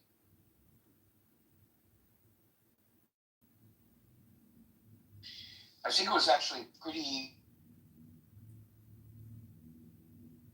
like fucking like they're that's the majority right there. The fucking then there's the Shia, and then there's all these little sub denominations that fucking go outside of the orthodox, I guess, concept of like what Islam is.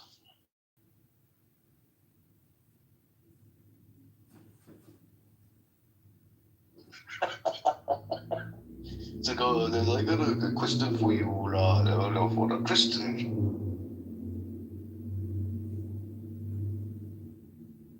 Where are all they fucking not in that room right now? Dude, they that room got nuked. So nobody's in there. I guess they all fucking went somewhere else. I see. It looks like Crimsonite's in this room called Savior right now. Please, turn around I don't see and like back to your Andrew mother. or like any of the regular characters. Bridge. We are hostage Yeah, they're not exactly around at the moment. They ended that room a little while ago. Dude, they sit on here for like 2 days straight in the same fucking room, dude. Like, what do you think's gonna happen? Bridge, this is Lieutenant Yar. Situation is under control. Some of them. I ordered the captain you are confined to security. No, it was so crazy. Like, there was like one of the days I thought for where a I was minute we had a actually problem. quite a bit. And then I was Yes, on it here for looked like 2 hours. like Chorus was And going then to hold that I was little girl as a hostage. That is not our way. And I know he's on the West Coast hostages. At like 3, 4 in the morning, like, bro, when does Andrew sleep? Like, what? If you like, he just like live on the clubhouse now. Because really, some of these people are real. Why does not? If you think that's crazy, have you spoken to Justin before?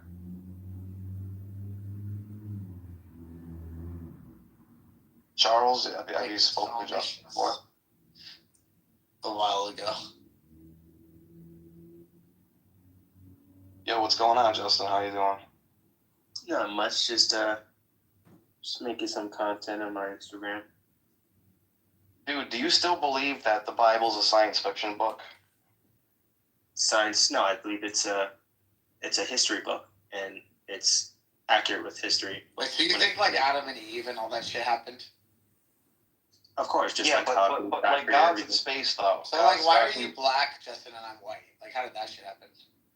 Well, it happened because God front-loaded us with genetic diversity from the beginning. So, like, what color was Adam and Eve? Well, I suspect that they were red, because that's the best. Yeah, because the term Adam or man means red earth. So, I mean, if there's any hint or clue, it will most likely look red. Okay, so you know about like regressive and dominant genes, right? Well, sure, but I mean, it's so like, why are there white people at all if Adam and Eve is the kid? Like, there would be basically no white people. No, so the genetic diversity suggests that there's many options or combinations. No, I know, but like, okay, I'm gonna just pretend that your thing makes sense, right? Okay, so Adam and Eve has kids, right? They're red, but they've got the black gene in them, the Asian gene, the white gene, right? All these genes in them. Right. And what I'm saying is like, you know that the black gene is dominant over the white gene, right? I mean, let's say that's okay. Do you know this? It's just a fact. If if a white woman and a black man have sex, and they have 4 kids, the chances are that at least 3 of them, on average, are going to be black or at least darker skin, and then 1 of them might be like lighter or like white, right? Okay. Like 3 out of 4. So, my question for you is, Adam, why are there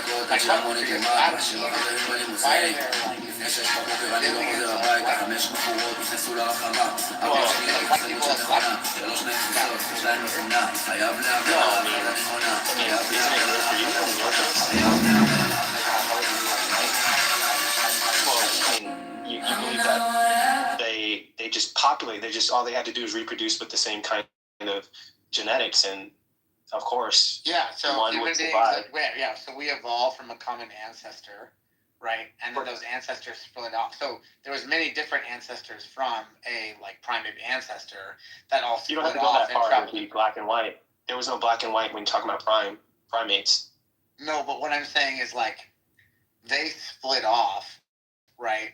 And you to have like kids from like the genetic pigment that developed. But you're saying that the genetic pigment, but you're saying that DNA, the human being DNA, with all the genes and the DNA like front loaded, as you said, with the code to be the different races, was already there. We don't believe that. Mm-hmm.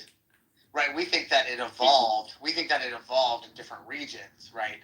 Like, so in Europe, for example, in the cold, right, they didn't need the darker pigment in the skin, whereas like black people needed that in Africa, right, to deal with the beating sun, like in the equator. That's why you see, like in the equator, darker skinned people typically. Yeah. Right, so that makes sense on our theory. On our theory, that makes complete sense. But for your theory, I'm just curious, like, why you think there's so many white people. Again, so I would start this from the races would start from Noah. So of course, because they're front loaded with so many different potential ways that the gene could express itself. In other words, some things would turn off, other things would turn on based on their environment. Of course, the same scenario, based on where they lived, the things they ate, and so on. Their skin will actually adapt to that. So you believe in evolution then? Well, yeah, we all believe in evolution. Just I believe in that a lot of it happened in a very rapid way. Yeah, you believe in more macroevolution than the average evolutionist, which is a little bit crazy. But okay, So you think that like there were these red-skinned people who continue to have red-skinned people until Noah, and then Noah had like a black kid and a white kid and an Asian kid, and then they like all spread off to like have the different countries and races of the world. That's what you think? Yeah. So and actually, even before the flood, there's perhaps some way more different colors, like indigo, orange. Were there purple people? Yeah, all that would have been as diverse as that. There was purple people. Yeah, it's just like all the fish in the sea. Like you don't laugh at the idea that there's all kinds of colors of fish. Right, because I see fish that are all kinds of colors. Fun fact: the Canaanites or Phoenicians were called purple people. But I think it's because of the dye, though. But it's probably possible. So I think that before the flood. Like, okay, so let's think about this though. So let's say like I call him Whitey, the Noah's kid, who's white, right? Well, he would have the DNA of like the full code from Adam and Eve in him, right? So then when he's starting to have kids, why wouldn't his nation end up being predominantly black? Well, again, because they had so much diversity, the randomness, like but all remember, you said it's front loaded in them, and it's in all of them, right? Like all the DNA is there. So like the black gene, like quote unquote, like I sound like a race realist saying this shit, but like you know what I mean, like a genetic code, right, for the black pigmentation. You allow me to explain there, it. It would make sense if you allow me to explain it more than one or two sentences. So because the potential for them to turn to any race was already there, it would only come based on need at that time. Eventually, over time, because the genetics started to, fall off, those who had, rich genetics started to die out, and the gene pool got narrow. People got locked into their race categories, and they changed more slowly. So, where at one point, let's say a black father can give birth to white kids, Asian kids, just they would just look extremely diverse.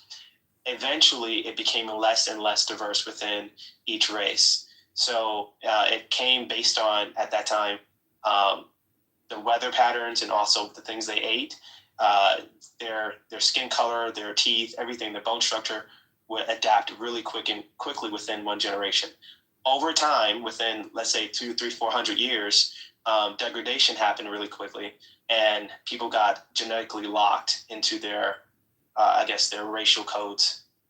I mean, I guess, how come you can't marry the two together? Like, God made humans migrated to different areas, then they started looking different. Well, I'm asking because Justin is saying that Adam and Eve were front-loaded with all like the genetic code for all of the different races. So what I would expect to see if that was the case is that when like white people have kids, some of them might come out black or Asian. Okay, I got you, Charles. You ever notice how when you put pigs back in the wild, they start reverting back into looking like boars over a couple of generations?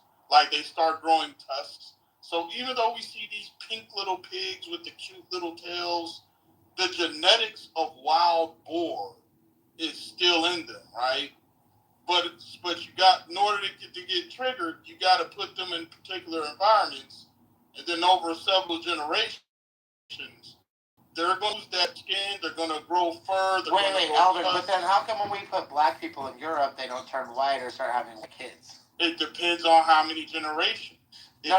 Like, if you put a black person in Europe, come back and they 1,000 years later, but they also have to keep having sex with black people. You think that then after 400 years they're gonna have a white kid? Even if they're having sex with black people in Europe, in that climate, come back in 1,000 or 2,000 years and see what they're looking like. They're not going to look like what they were looking like when they first got there. I know, but I'm asking you. You think they're going to have a Caucasian kid after 400 years? I don't. All I can say is they're not going to look like what they looked like when they got there. Black people in America don't look like the slaves that came over here in the 1600s. No, but we don't look like them. They still look black, though. So yes, well, what I'm saying is, if you look at the facial features of those old black people in the 1700s, 1600s, we don't look like them right now. And that's just a couple decades, like a couple hundred years. Yeah, but that's not my point. My point is that you look exactly like your ancestors. My point is that you're still black. No, but here's the thing. You turn white. After 400 years of slaves, after 400 years of slavery in America, you never turn white. Now, as an evolutionist, I thought you would be agreeing with what I'm saying. It's like, okay, exactly. The dog is a wolf. The dog and a wolf have a common ancestor, but if you go back further enough, there's going to be differences. What I'm saying is, I'm not saying you don't evolve. Right, I'm saying, just like how you say a furry creature turned into a whale. I don't say that. We don't say that. No, we don't say that. Okay, so what happened to him? You know, why do Christians think evolution is Pokemon? I'll never fucking understand this. It blows my mind. That's not how evolution. We don't fucking like put a pineapple and a whale together and then they turn into a wolf or some shit. That's not what happens in evolution. There's common ancestors, right? And then there's speciation among the common ancestors. For example, a wolf and a bear, right? They have a common ancestor, a creature that was similar to both of them. It's not that the wolf transforms into a bear like fucking Pokemon. Right, but you still was saying that the reason why white people are the way they are is because of the place that they chose to be at, as far as like. Among other things, yeah, it's a mix of genetics and environmental factors. But what I'm saying is, like, that's what I'm saying. On your view, you would expect like a hyper evolution almost, where like black people would just randomly give birth to white and Asian kids, because you're saying all the DNA is already there. Yeah, and I'm saying over time, did people get genetically locked? Do they get like their? What does that mean? What does that mean to you that they're genetically locked? What does that mean? So they lose their diversity over time, and as they lose their diversity, their combinations, the amount of different ways they could change, starts to like slow down. So you don't like at first, like in the beginning of Noah, they could just have black kids, white kids, yellow kids, all kinds of different kids rapidly. Then let's say 1,000 years, those like that line, they couldn't just produce like anything different between a black and a light skinned person. It would be an anomaly for that to happen. So they end up like producing similar kind of so you think, on your Christian view, you think human diversity shrunk, but like for fish, for example, like the diversity just massively exploded into all of these different kind of fish? Yeah, in the beginning, it was because the diversity was already put in, it was easier for them to just speciate a lot faster in the beginning. As of now, it's harder for things to speciate without it dying so fast. Yeah, I mean, look, I agree with speciation too. I'm just saying, like, on your view, it just seems like bizarre. I mean, I guess you could just say God did it. I guess you could always say that. Yeah. It's not bizarre. I guess you could always say that, you know. Yeah, if God front loaded, you know, the person with, let's say, the Iron Man suit of like all the adaptive abilities, let's say, in case you're in this situation, then this will turn on. In case you're in this situation, this will turn on. No, but I know, but you're saying no, but you're saying that it turned off, like to the point where it can't come back. That's why after 400 years of black people having kids in America, they haven't had any Asian or white kids or whatever, right? Right, because and then God just like flip that switch off, or what? No, it's just time. So just like if I gave you a perfect car, right? the mileage or the amount of stress the car goes through, it becomes more stiff. It's not as flexible as before. So the mileage that humans as a race went through, they started losing a lot of their abilities. Not because God just snapped his finger. It's just that's how the nature of degradation is. You start to lose things. But then also in other cases, we also have gotten like taller and bigger and stronger.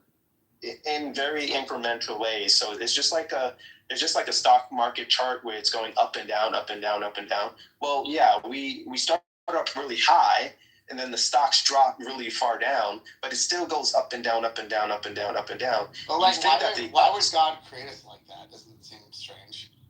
No, he created us perfect. It's just that he created us with the potential to actually break down. Well, that doesn't sound perfect. If I gave you a perfect car, and I said it's totally a perfect car, decided to get the whip. After you drive it, if you crash it, if I gave you a perfect car that has no problems, it's perfect until you crash into the wall. No, you said you can just driving it around. Well, the car that's not aspiring out an error. Decided to get the website, then so if a person who's driving the car has free will and they don't take care of the car, they don't put, they don't change the oil and all that stuff, then there's going to be little, minor problems with it until it starts to lose its flexibility. It's, the alignment has to be fixed all the time. So that's just how it is when a perfect person, or you get a perfect body, but you don't make perfect choices with the body. I mean, it just sounds like if we're perfect, then we wouldn't just decay for no reason. But... Oh, did you just hear what he just broke down with the car? You didn't understand anything of what he just said? No, it's just a bunch of nonsense because it's like it's not. It's not perfect. Hold on. It's perfect at the start, so you have to maintain the perfectness. Regal, why are you just dropping people out? I can't stand. Hold on. Sorry, dude. My bad. I thought the two of you were having a conversation. How was somebody else gonna? He wasn't dominating that much or anything, but anyway, it's your room. But the point is that I think you're defining perfection as God tier perfection, where you think it's impossible for anything to go wrong. I'm not even saying that we would need to be omniscient and omnipotent or any of that. I'm just saying if we were perfect, we wouldn't just decay from just existing. What's the difference between that and omnipotence? Being all powerful. I'm not saying we would be we're perfect in what we can do, but I'm saying you're saying God made us so we're gonna have cancer as little babies and stuff like that because no, I'm not saying that. I'm saying that is what you believe, right? Because sin entered or something, so we're not perfect anymore. Right. Right. So sin broke things down from the perfection that he made originally. Okay, so then we're not perfect then, right? We're not perfect at the moment. We're these sin-stricken creatures. That's why babies have cancer and all exactly defects and stuff. Okay, so we're not perfect then. We're not perfect. The earth was made perfect in the beginning. Adam was made perfect. He sinned, and then he broke the perfection. Wait. If Adam was made perfect and Eve was made perfect, then why were they failing in their reasoning abilities? I feel they chose. No, it's just a choice. Well, they were tricked by the serpent too, right? Well, Eve was tricked, but Eve wasn't perfect then. Well, it's still a choice. You can still choose to be tricked. Yeah. How does that make sense? Well, I mean, you have different paths of to go on. If someone says take this route, and you say, I'm going to trust you, then you decided to actually believe the story that the person told you. Justin, if I said I would give you $100 or $1, which one would you take?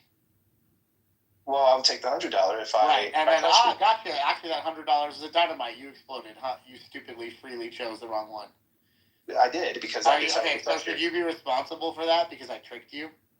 Well, yeah, because I trusted you. But you You didn't choose to do the wrong thing. You chose to get $100. I'm the one that tricked you. I'm the one that caused the injury, right? But I'm the one that decided to have faith in you. But I know. But what I'm saying is you didn't choose to be tricked. In that case, you chose to get $100. I chose to actually believe you, and right. that's where to be tricked. You didn't want to be tricked. You wanted $100. That's correct, but that's the risk of free will, is that you're making a choice you're making a risk. But what I'm saying is she wasn't able to use her faculties, even though she's a perfect person, supposedly, to discern that she was going to be tricked, right? She trusted this serpent thing over God, which means she clearly had faulty intellectual faculties. Well, she actually said, God said this and that, don't even touch it. So she had the option to actually say no. Yeah, but she reasoned that the snake, right, was more believable or was more worthy of listening to than God. So she didn't have perfect faculties. She wasn't perfect either. No, I mean, you with perfect faculties, it doesn't mean that you will always make the right choices. It just means that you have the potential to make the perfect choice as well as the imperfect choice. So it's perfect to be able to do an imperfect thing and not reason properly? If that's free will. Yeah, if you got free will, then you're working as you could. You're working as you should, in the sense of being able to truly choose between right and wrong. If you don't have free will, then you truly are not a perfect agent. Agency means that you have control over something. Wait, but hold on. God is an agent with free will, right? Yeah. Can God sin? I believe he could. Really? In the sense of, well, yeah, the sense of Jesus, because the Son of God, he could actually blind himself as far as all the principles, all the things that he does know, and say, okay, now I'm going to test myself and go by the law. He could actually break the law just by choice. He just chose not to. To be clear, you think that God could sin? You think that it's possible for God to sin? In the person of the Son, which is why Jesus actually being tested of the devil was a real test. It wasn't a fake test. Well, I'd also like to just point out one thing. Not everyone's a Trinitarian, so there's a lot of Christians out there who don't believe Christ was God in the flesh. So also keep that in mind. No, but Justin, so okay. So it wouldn't make the test fake if somebody's faculties were just set to 100%, never get the wrong answer. It's still a real test. But I've never heard a Christian say that God could sin. Well, I guess you haven't heard me. Christians say things that are God is the good. So the idea of him sinning would be incoherent. It would be against his nature, right? I've never heard a Christian say God could sin. Well, I believe Jesus could sin, and I believe Jesus was God. Now, of course, Toast disagrees with me there, but I guess you're asking me of my views. So no, that's fine. Sure, you can say that. I guess it's just crazy to me, and it's also crazy to me to think that Eve was perfect, but something about her made her want to listen to a snake over God. It sounds like to me that she was very mentally deficient. She was naive, like a child. She was tricked by a snake over the all power of God. Yeah, again, I think what ends up happening is that you either fall into this pit of defining perfection as God tier, in impossibility, where you can't possibly do wrong, or you can't possibly choose a different route other than the thing that you're programmed to do or told to do. So I think that's a faulty definition of perfection. I just don't even know what it means to be perfect then if you get tricked by a snake. But well, I mean, it was never said that Eve was perfect in her. Justin is making that argument that she's a perfect human. Well, when you say perfect faculty, then you have to consider faculty in the sense of knowing everything. Faculty is in the sense of. I'm not saying she needed to know. Look, did Eve have the relevant information to make an informed decision? Yeah, and she just chose not. Perfect. Okay, and was Eve a rational agent? Sure, you can say rational. Okay, So in what way then would the perfect being with perfect faculties, right, who understood the variables, like you have God who created her, the all power, the all good, the all everything, and this fucking snake who is talking to her, right? In what way then would she, as a rational being, fail and be a perfect person? Can we dial back the rationality? Can we say she was irrational in that moment? She did something. Yeah, she did yeah. something So then she's not perfectly rational. So she's not. Yeah, no human is perfectly rational. It's a human quality. What it means to be human is that you are not perfectly rational at all times. Okay, so and she's not perfect then. She had relevant information. She was an agent. She had free will. Yeah, I mean, she made a wrong. She knowingly made the wrong decision vis-a-vis the irrationality. Other than that, she was like perfect in her sort of her body, her genes, her physical form. But she had the brain of a human, as in you can be irrational as a human. That's what humanity is. Like she didn't have blemishes on her skin, and she didn't have cancer. Well, yeah, but perfect is a tough word. But to say that she was perfectly rational. Clearly not, because she did something completely irrational. Right, that's what I'm getting at. I'm just I just don't see in what way she's perfect in any sense. Well, even okay, so imagine a perfect human. Could a perfect human be able to see an optical illusion?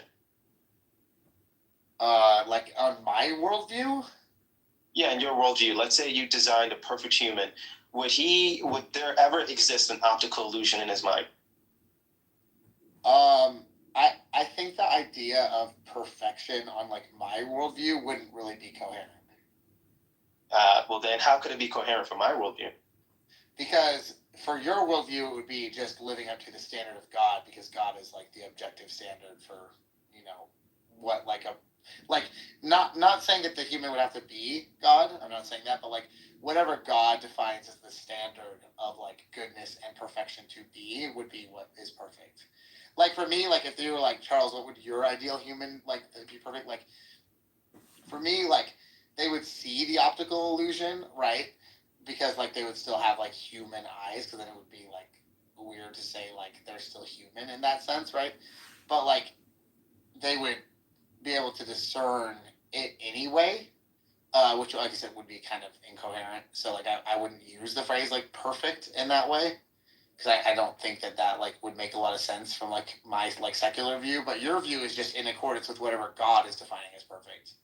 Right, and I'm not even it seems like you're claiming that you're using my definition when you're not really using my definition. Even if I was to go by that simplistic definition, being perfect is living up to God's standard. Yes, that means she was living up to God's standards. She didn't, to the point. Yeah, up to the point that she decided not to. So that's So perfection. She wasn't perfect. Stop. She was a being who was gonna not want to do what God wanted her to do. Okay, so it's like this. I make a perfect circle, right? So whatever makes a perfect circle, it's perfect.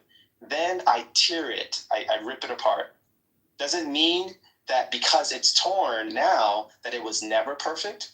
No, but what I'm saying is Eve, what it would mean for God to have a perfect being is one who's going to choose the good and make a proper discernment. And that's the definition I don't go by. Because so when Jesus, you're saying that Jesus is a perfect being, right?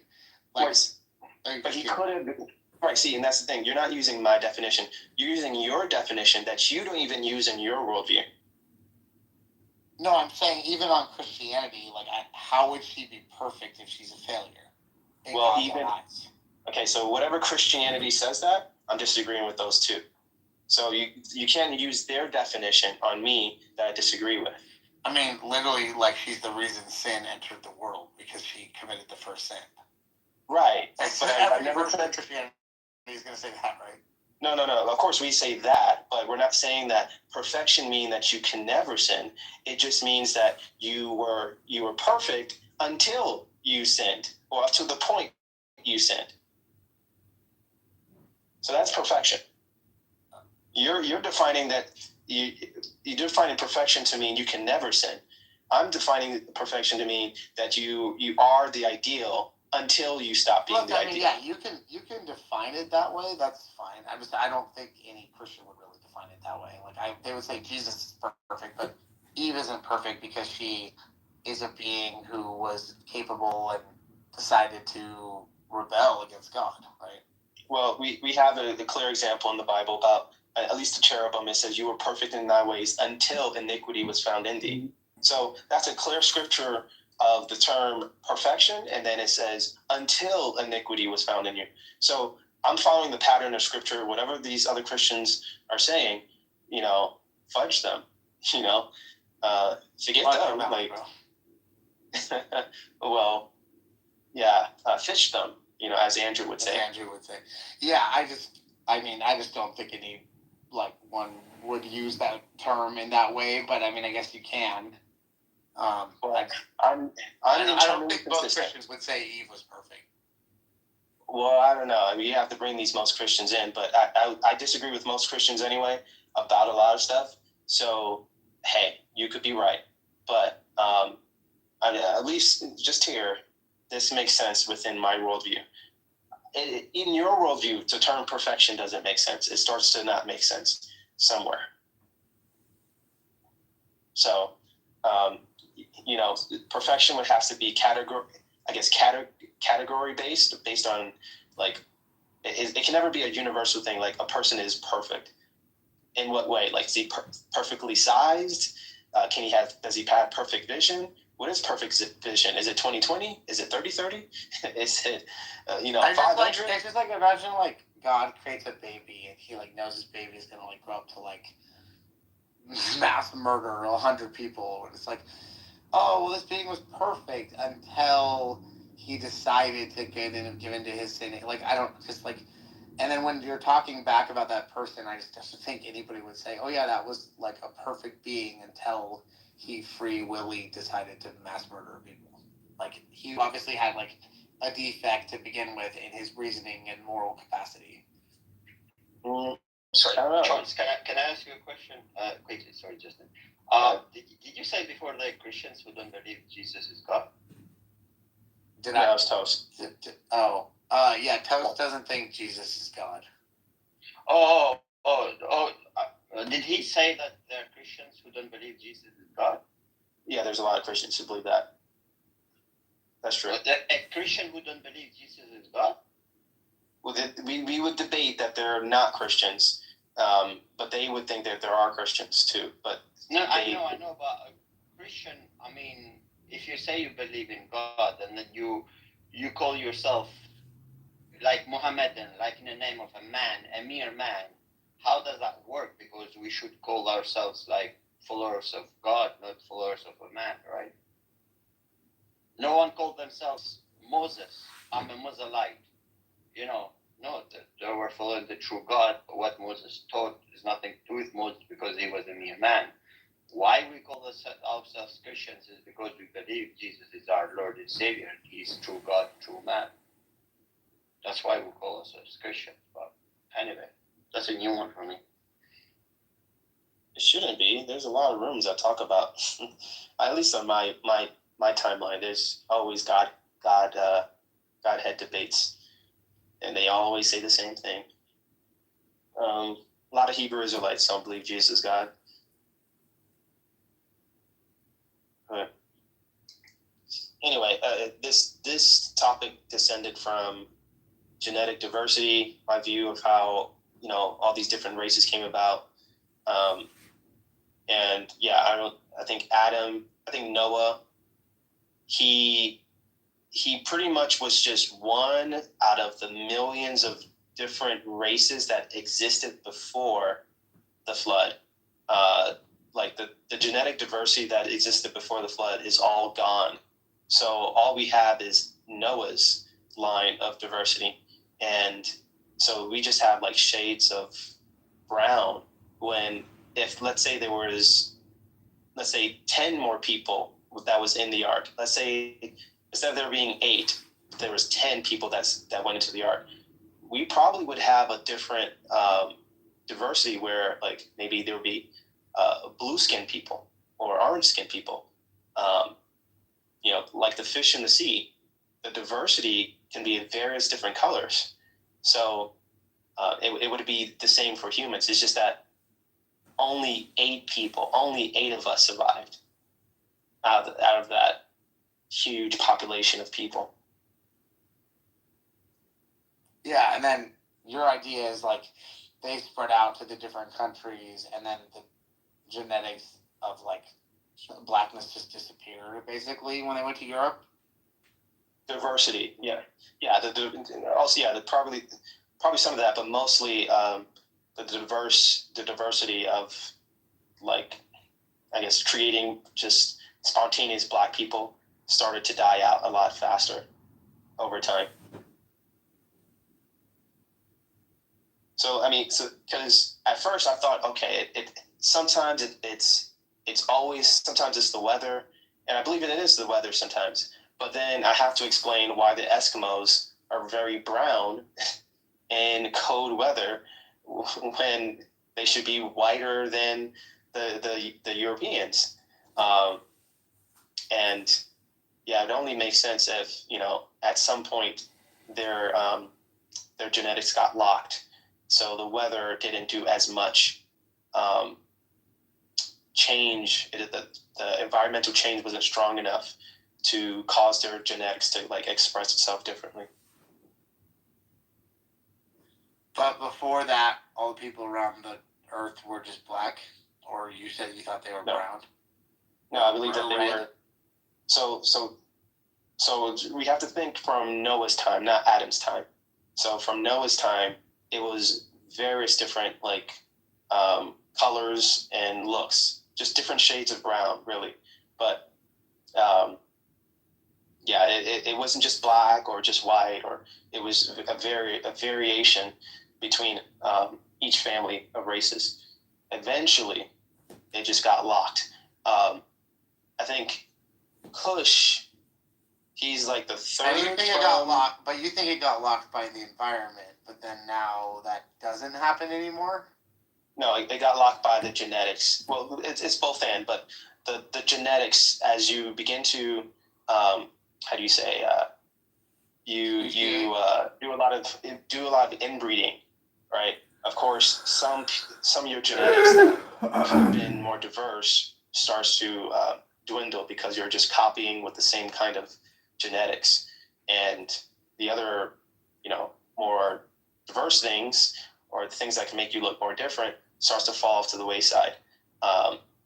Like, have you ever seen that tribe of people where they have like literally fork fingers and fork like feet? No. Like they're just Google it, where their hands are so mutated that they literally got like 3 fingers on each hand, and their toes is also like just like that. It's like morphed into 2 giant like toes, and that whole tribe is like that.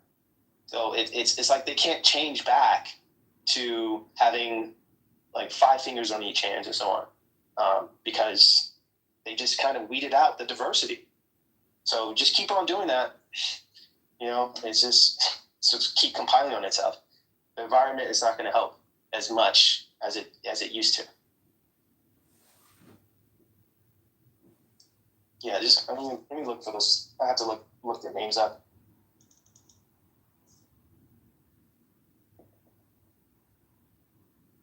For tribe with 4 fingers. I mean, like I was saying, I guess anything's possible with God, right? So I don't really have an argument for you. It just seems a bit bizarre that it was all there, and then it disappeared from the environmental pressures, but then now environmental pressures can't change the races anymore, but we can change the races with genetic mixing. But the genetics were there, but then they aren't, and now they're there again. I don't know. I guess, like I said, God could have done it if he's real. Well, I'm saying that this is easily seen with nature. Yeah, I mean, let's say we were to, of course, add more diversity to like certain animals. So you get a bunch of dogs that have, that's from all kinds of backgrounds, and you start crossbreeding them. Like, you make a pit bull mated with a Rottweiler, and then you make that kind of mutt, mix in with another mixture or another kind of mutt, and then before you know it, like 2 or 3 generations, that super mutt is going to have so much diversity that if it was to just mate with another dog, it's going to have all these different, I guess, options or different ways to like express its genetics and its children.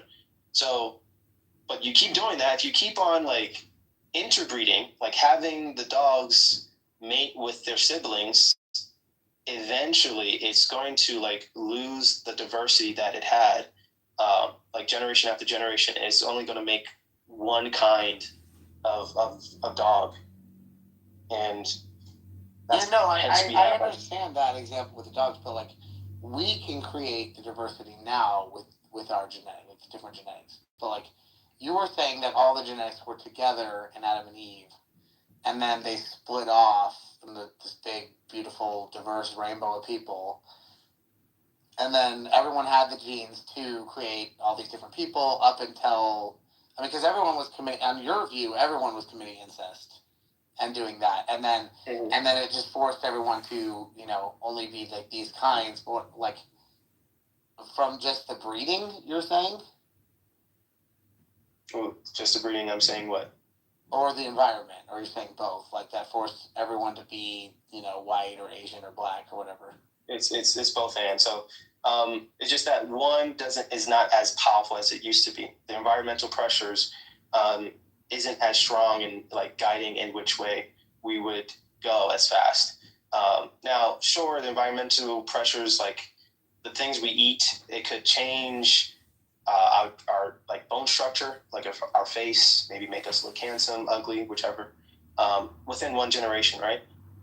However, as far as like our skin tones, that may change a little slower. If we just left it to the environment, it may take 1,000 years, 2,000 years for our skin to change. If let's say you just threw a bunch of black people in Antarctica somewhere and just left them there, don't add no white people there, it may take 2,000 years for that to work. Where in the beginning, all it took was just one generation, maybe 50 years for people to turn from white to black. That's what I was saying. You guys believe in like a crazy amount of macroevolution, even though you guys say you only believe in microevolution. Yeah, micro, yeah. So in other words, rapid. No, but it would be macro on your view, actually, because the amount of diversity, like the explosion of diversity from evolution would have been crazy.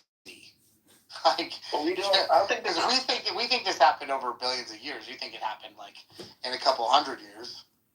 Yeah, but like I said, I don't have much of an argument against any of this. It's a fine story, I guess, because like I said, with God, you could just say God made it to be this way, right? So.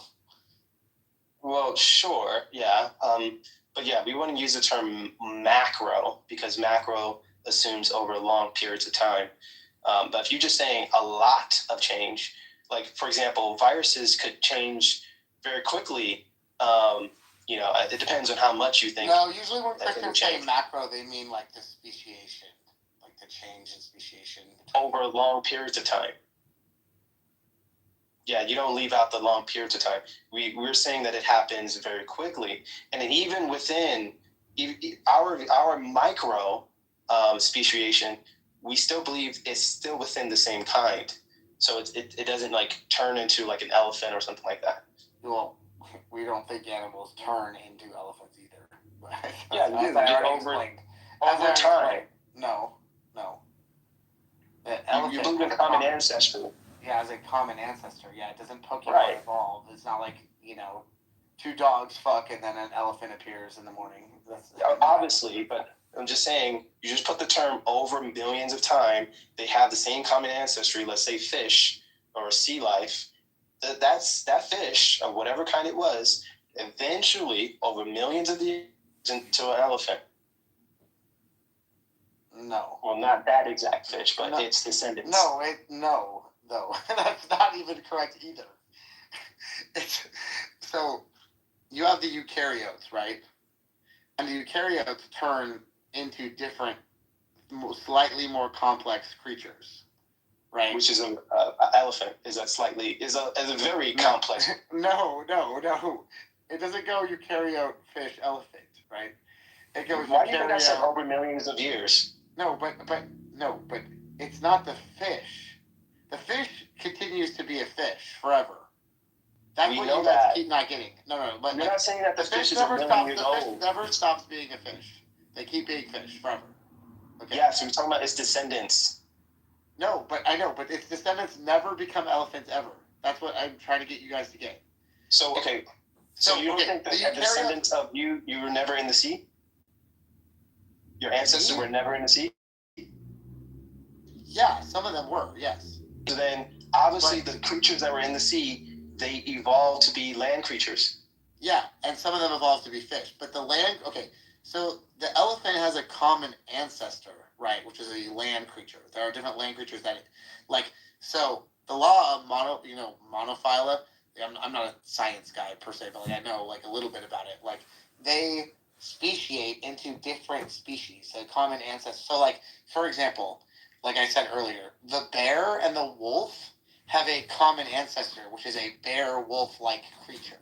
Right, but they all have the common ancestor in the sea. A fish didn't become a wolf, right? So wait, you think so you think abiogenesis happened on land and also on the sea? In the sea? I don't know. I imagine most of it happened in the sea. Yeah. Okay. The story is it all started from the sea. Abiogenesis is not evolution, though.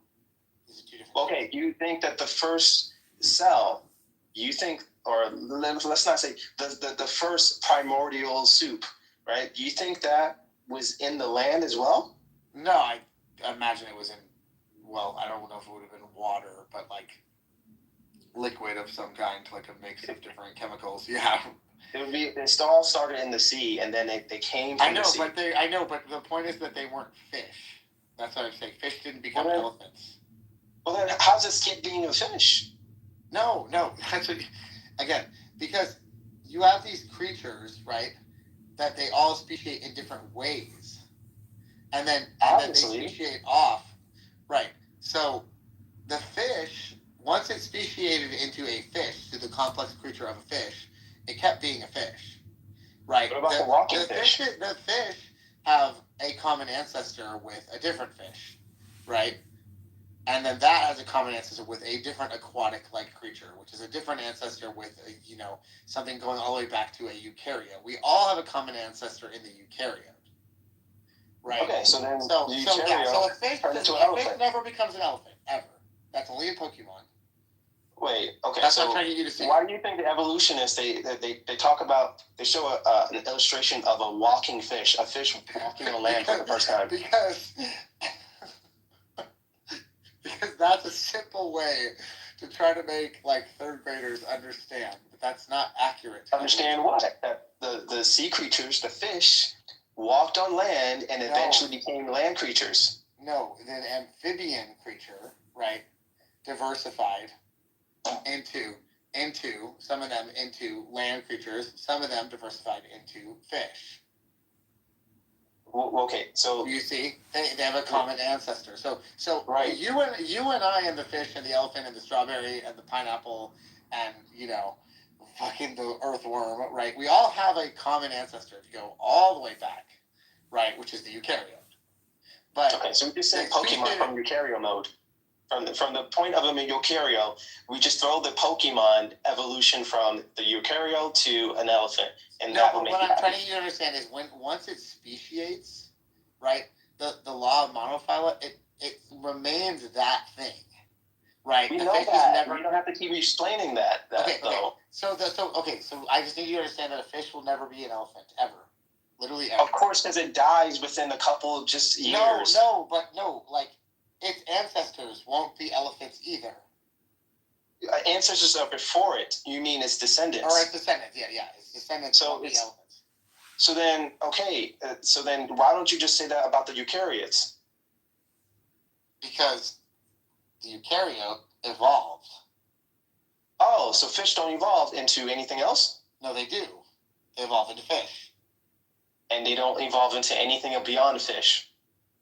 They evolve into fish. So then, okay. So eukaryotes should not evolve into anything beyond eukaryotes. Yeah, you and I are eukaryotes.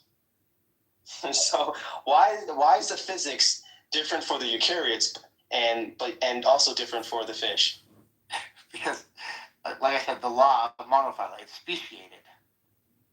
Yeah, fish speciate. You believe they speciate? Yeah, into other fish, not into elephants. So then that's what a Christian says about every creature.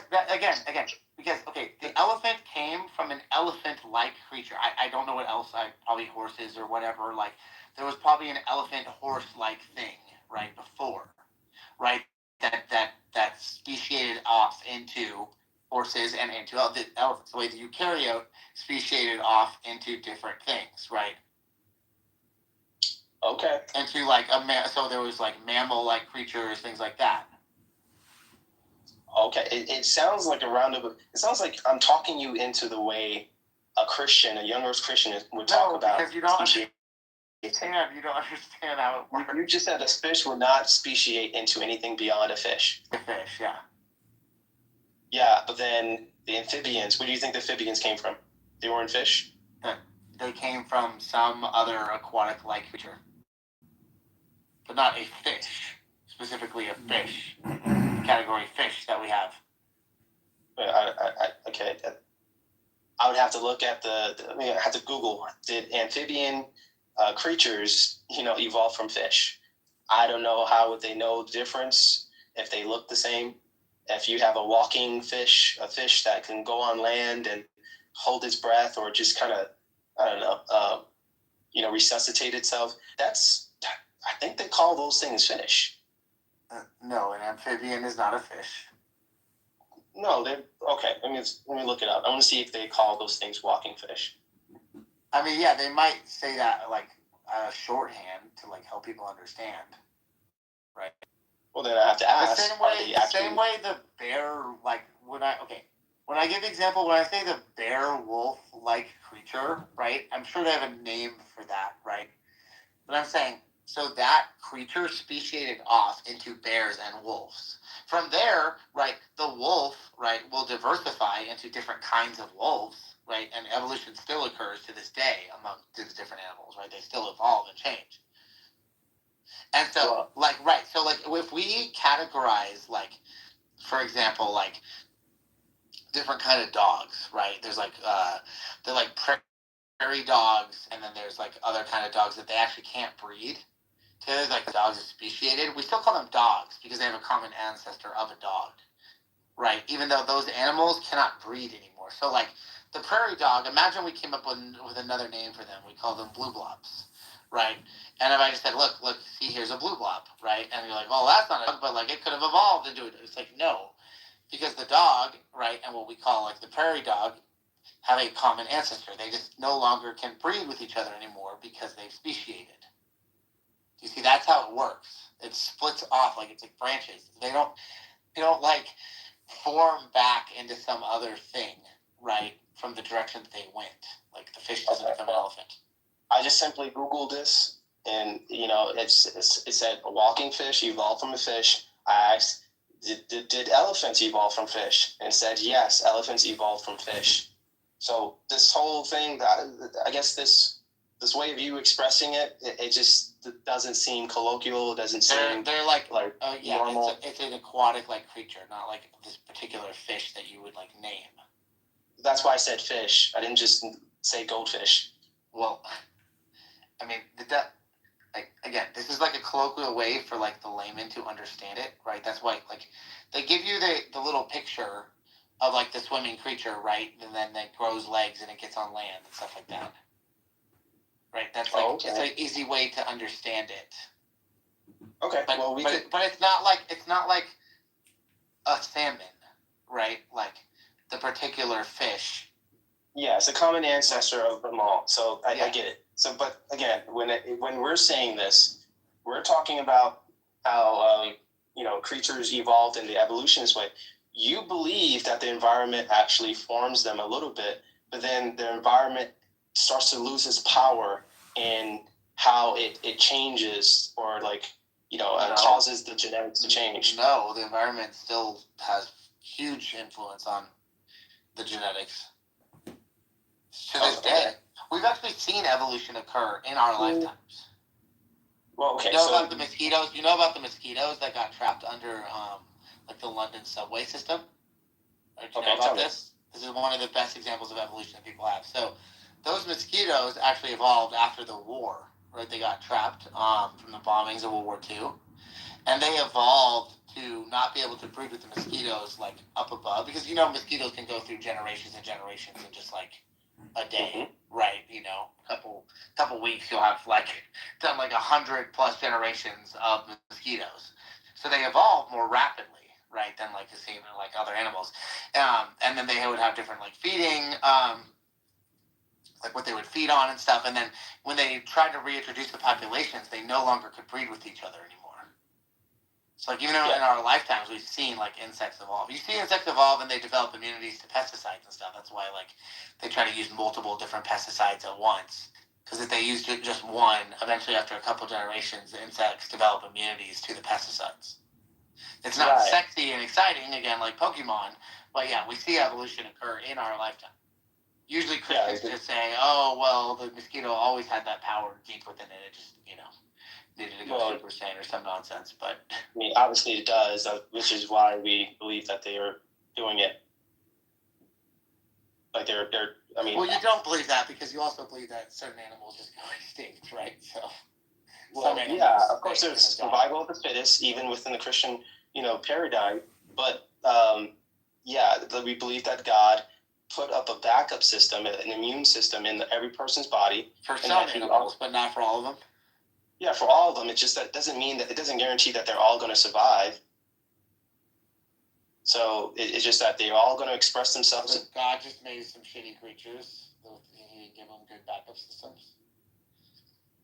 Them the best chance in I guess many of these situations. So also it's connected to people's choices, because people's choices are radically different. You can have someone who has the best genetics do something stupid like smoke drugs and do all kinds of lascivious things, and they mess up their their chances of having the genes. There's just some animals. Same thing with animals. The environmental pressure just let them to die. God just didn't give them a good kill safe. Well, so that's the thing. With us, we could be like those mosquitoes in the sense of like if we just let the environment, be the most strongest thing in nature, then those things will happen. But because we as a society, we make houses, we actually fight against nature, we can make crops and so on. Like nature control over us, the manipulation over us becomes lessened. So it changes the animals a little bit more because they can't fight the elements as much as we can. We protect ourselves against the elements. We're clothes. We have technology. We in shelter. We try to use drugs and all kinds of stuff to like fight off the manipulation of nature. All right, man. I got work in the morning, so I'll give you the last word, but.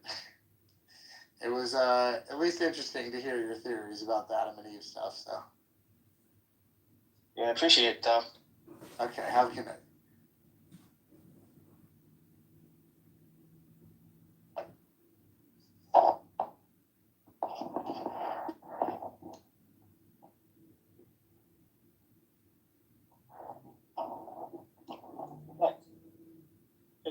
Take the other way. Open the door for you.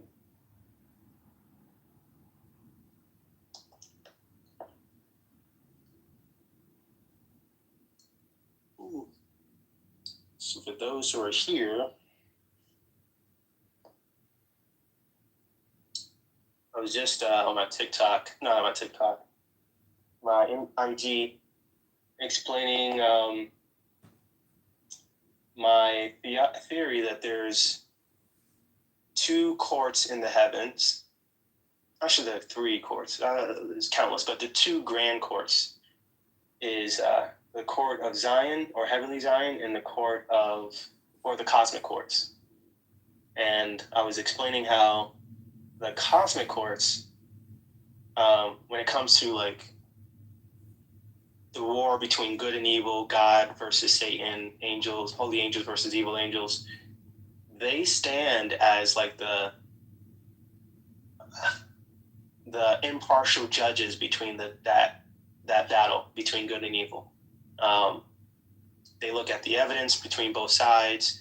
They enforce the rules of engagement, the rules of law, the rules of war between each person, especially here on Earth. And this is the reason why, like, you can't just, like, things don't just happen willy-nilly.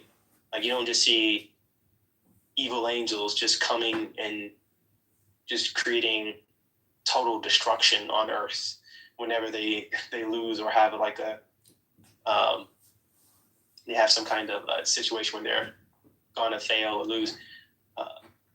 Like, they could have just decided to just destroy cities like Godzilla and make sure that they stand over the entire city of Earth, like some kind of evil Superman. But there's a higher power between. I'm not saying the higher power, but there's an independent power between the angels and the fallen angels that keeps that from happening. Because the whole point is making sure that there is a fair fight between God and Satan. God is already, infinite in power. He is, of course, OP. So it would not be a test of righteousness if he constantly used his powers to strong arm his opponent. He has to have the merit of the argument. Like, he has to, he has to win by the merit of his argument. That's what I'm trying to say. And if he does anything such as like miracles, he has to have the right to do it, not just the power to do it, but he also has to have the right to do it. And same thing even for the devil. He also has to have the right to do certain things. And if they don't have the right, then they don't, do certain miracles.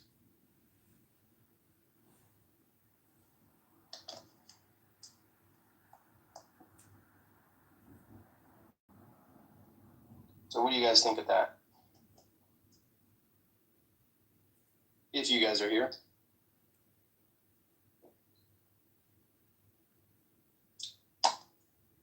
Or are you guys just using me using this room as background noise?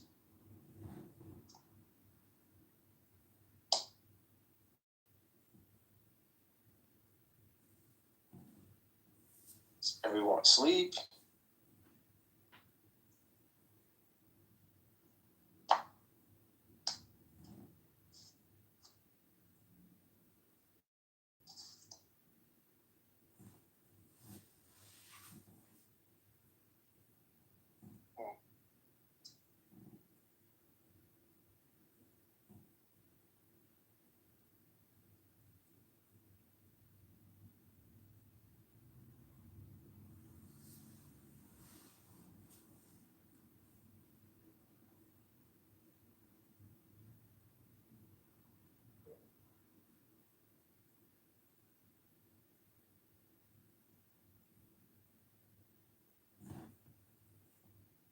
No, I'm here, Justin. I hear you. Okay, cool. All right, so I wasn't sure. I didn't want to waste my breath too much.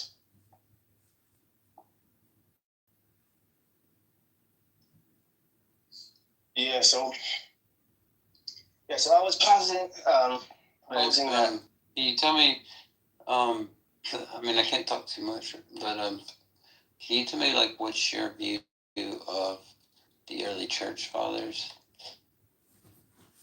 Like, what does their word mean to you?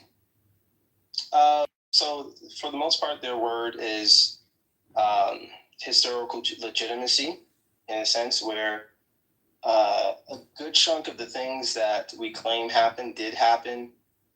So as far as like persecution, as far as the events that did transpire, they would be the best at knowing. If we're going to make a bet on what happened, they would be the best at knowing. Now, because we don't have anyone else, they're least more worthy than secular point of views or those who were there, such as the Romans, the Jews, who also their view would be biased. So if I'm going to the next 6 months look like anyone who wants to get something out of this? Yeah, absolutely. So what we're doing is looking internally and externally and doing a listening tour with those that want to invest in the city, and then internally take in every way. So a look at what I still will scrutinize and consider their view up against the previous statements in the Bible. So if a church father, I think a lot of church fathers, they kind of sound like they make it seem like martyrship was the key to salvation.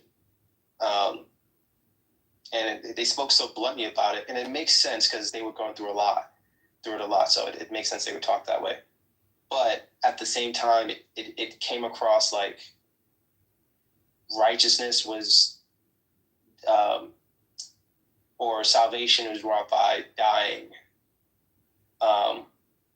So it's like, sort of like how Muslims, when they commit like these suicide bombings, even though they could live like a heathen, it seems like just killing yourselves or like being a martyr would be enough for Christ to say, okay, you're one of our people, you're good. So I did have some kind of reservation against that idea, and it seemed like they did kind of, in that sense, they did kind of believe in works-based righteousness. Other than that, yeah, they, I don't take their word as, the word of God, like their prophets. Other church fathers, I will also consider if they say things such as they believe in the immortality of the soul,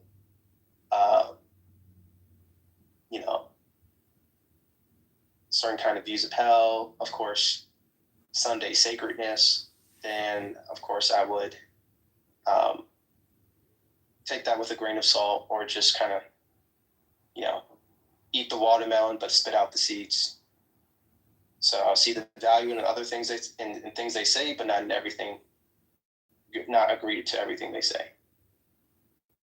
So that's how I view the church fathers. As far as what you mentioned about the martyrs,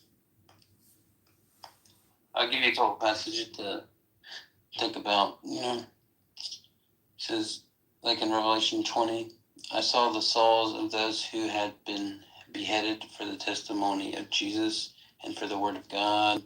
And it goes on to say they came to life and reigned with Christ for 1,000 years. You have Revelation 6:9-11. I saw under the altar the souls of those who had been slain for the word of God and for the witnesses that they had borne. And then Revelation 2, be faithful unto death, and I will give you the crown of life. Revelation 3:21, the one who conquers, I will grant him to sit on my throne. And then Revelation 7 talks about these are the ones coming out of the great tribulation. But yeah, I think that most of those are all, or really all of them, but specifically a few of those are talking about, the martyrs and stuff. Yeah, I accept that. When it comes to those terms, I think in some sense it speaks of us collectively as though we're all going through the same kind of martyrdom, because clearly, like, not everyone was beheaded. Of course, Paul was beheaded. I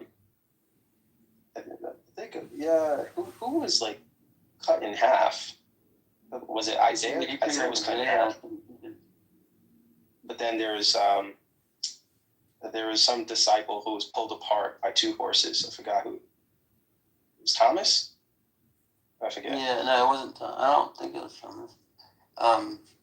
I thought it was the Old Testament prophet, but I could be. No, he too. But I know in the Fox Books of Martyrs it talks about one of the disciples. They were split in half by two horses. But either way, my point is that not all of them was beheaded in the literal sense, like their heads were cut off. course, they were killed in all kinds of ways. But the point is that, all throughout time, God's people were persecuted. And even like Abel his blood is like a sort of representing all the innocent who suffer because of the wicked. So, I think that will also include even us, like people who have not really suffered any persecution in the same way they did. Because it's some reason, I think the Bible speaks to us as a collective, as like one team. So yeah, it kind of speaks, just like how Jesus was talking to the Pharisees, and he was making it sound like they were guilty for what happened to Abel. And he was saying, your fathers always do this, as though their fathers was like Cain. And Cain's father, Cain was not related to any of those people. All his Cain's descendants died. So it was more so speaking about like you on your side, the evil side. I'm speaking to all you guys as though you guys did the same thing. And then to my people, I speak as though all that happened to us. And we kind of go in and out in our normal speech, like you guys killed us, you guys, like let's say you talk to a black person, they make it sound like they went through slavery, even though they did not suffer any kind of slavery in the modern age. But because it happened to the ancestors or people like them, they apply it to themselves. So yeah, well, I'm not sure what part you want me to focus on, like the idea that they were under the altar, the fact that they were martyrs, or that is this supposed to connect to the fact that the church fathers kind of like promoted martyrdom as like some kind of righteousness, like salvation type of thing.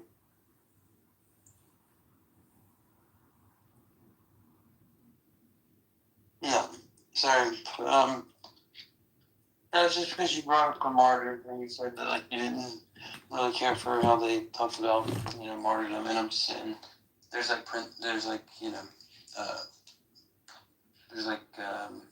what you call it, like precedent for it, Yeah, it's the way they talk about it. It didn't sound like the. In reference to the Muslim prophet and founder of Islam.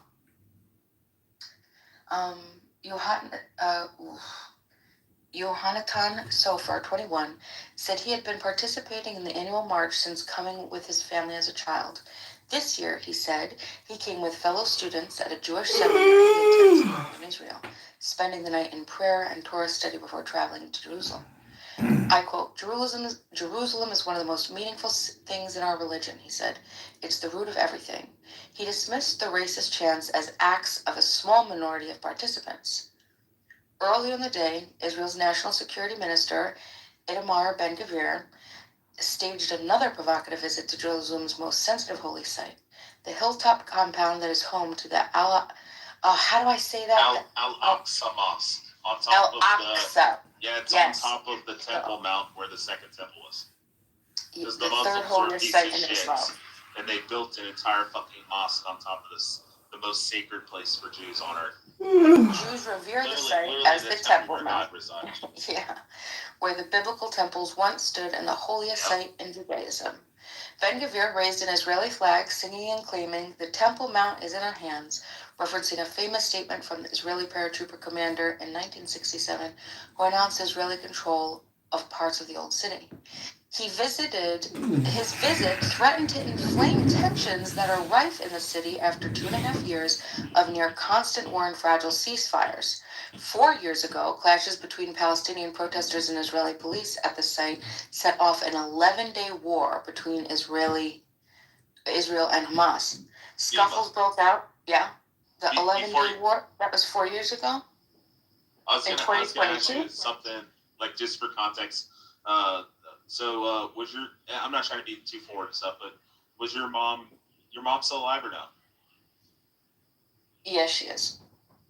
Oh, okay. Imagine if your mom passed away and then you married wrong, and then imagine Muslims come in and build a mosque on top of your mom's cemetery Yeah, site, that'd be horrible. and then they tell you that you're also not allowed to fucking go and visit your mom's site where she was buried.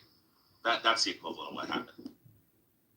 They tell the Jews you're not allowed to go to the Al-Aqsa Mosque, you're not allowed to go to the Temple Mounds, and it's been that way for fucking over 1,000 years.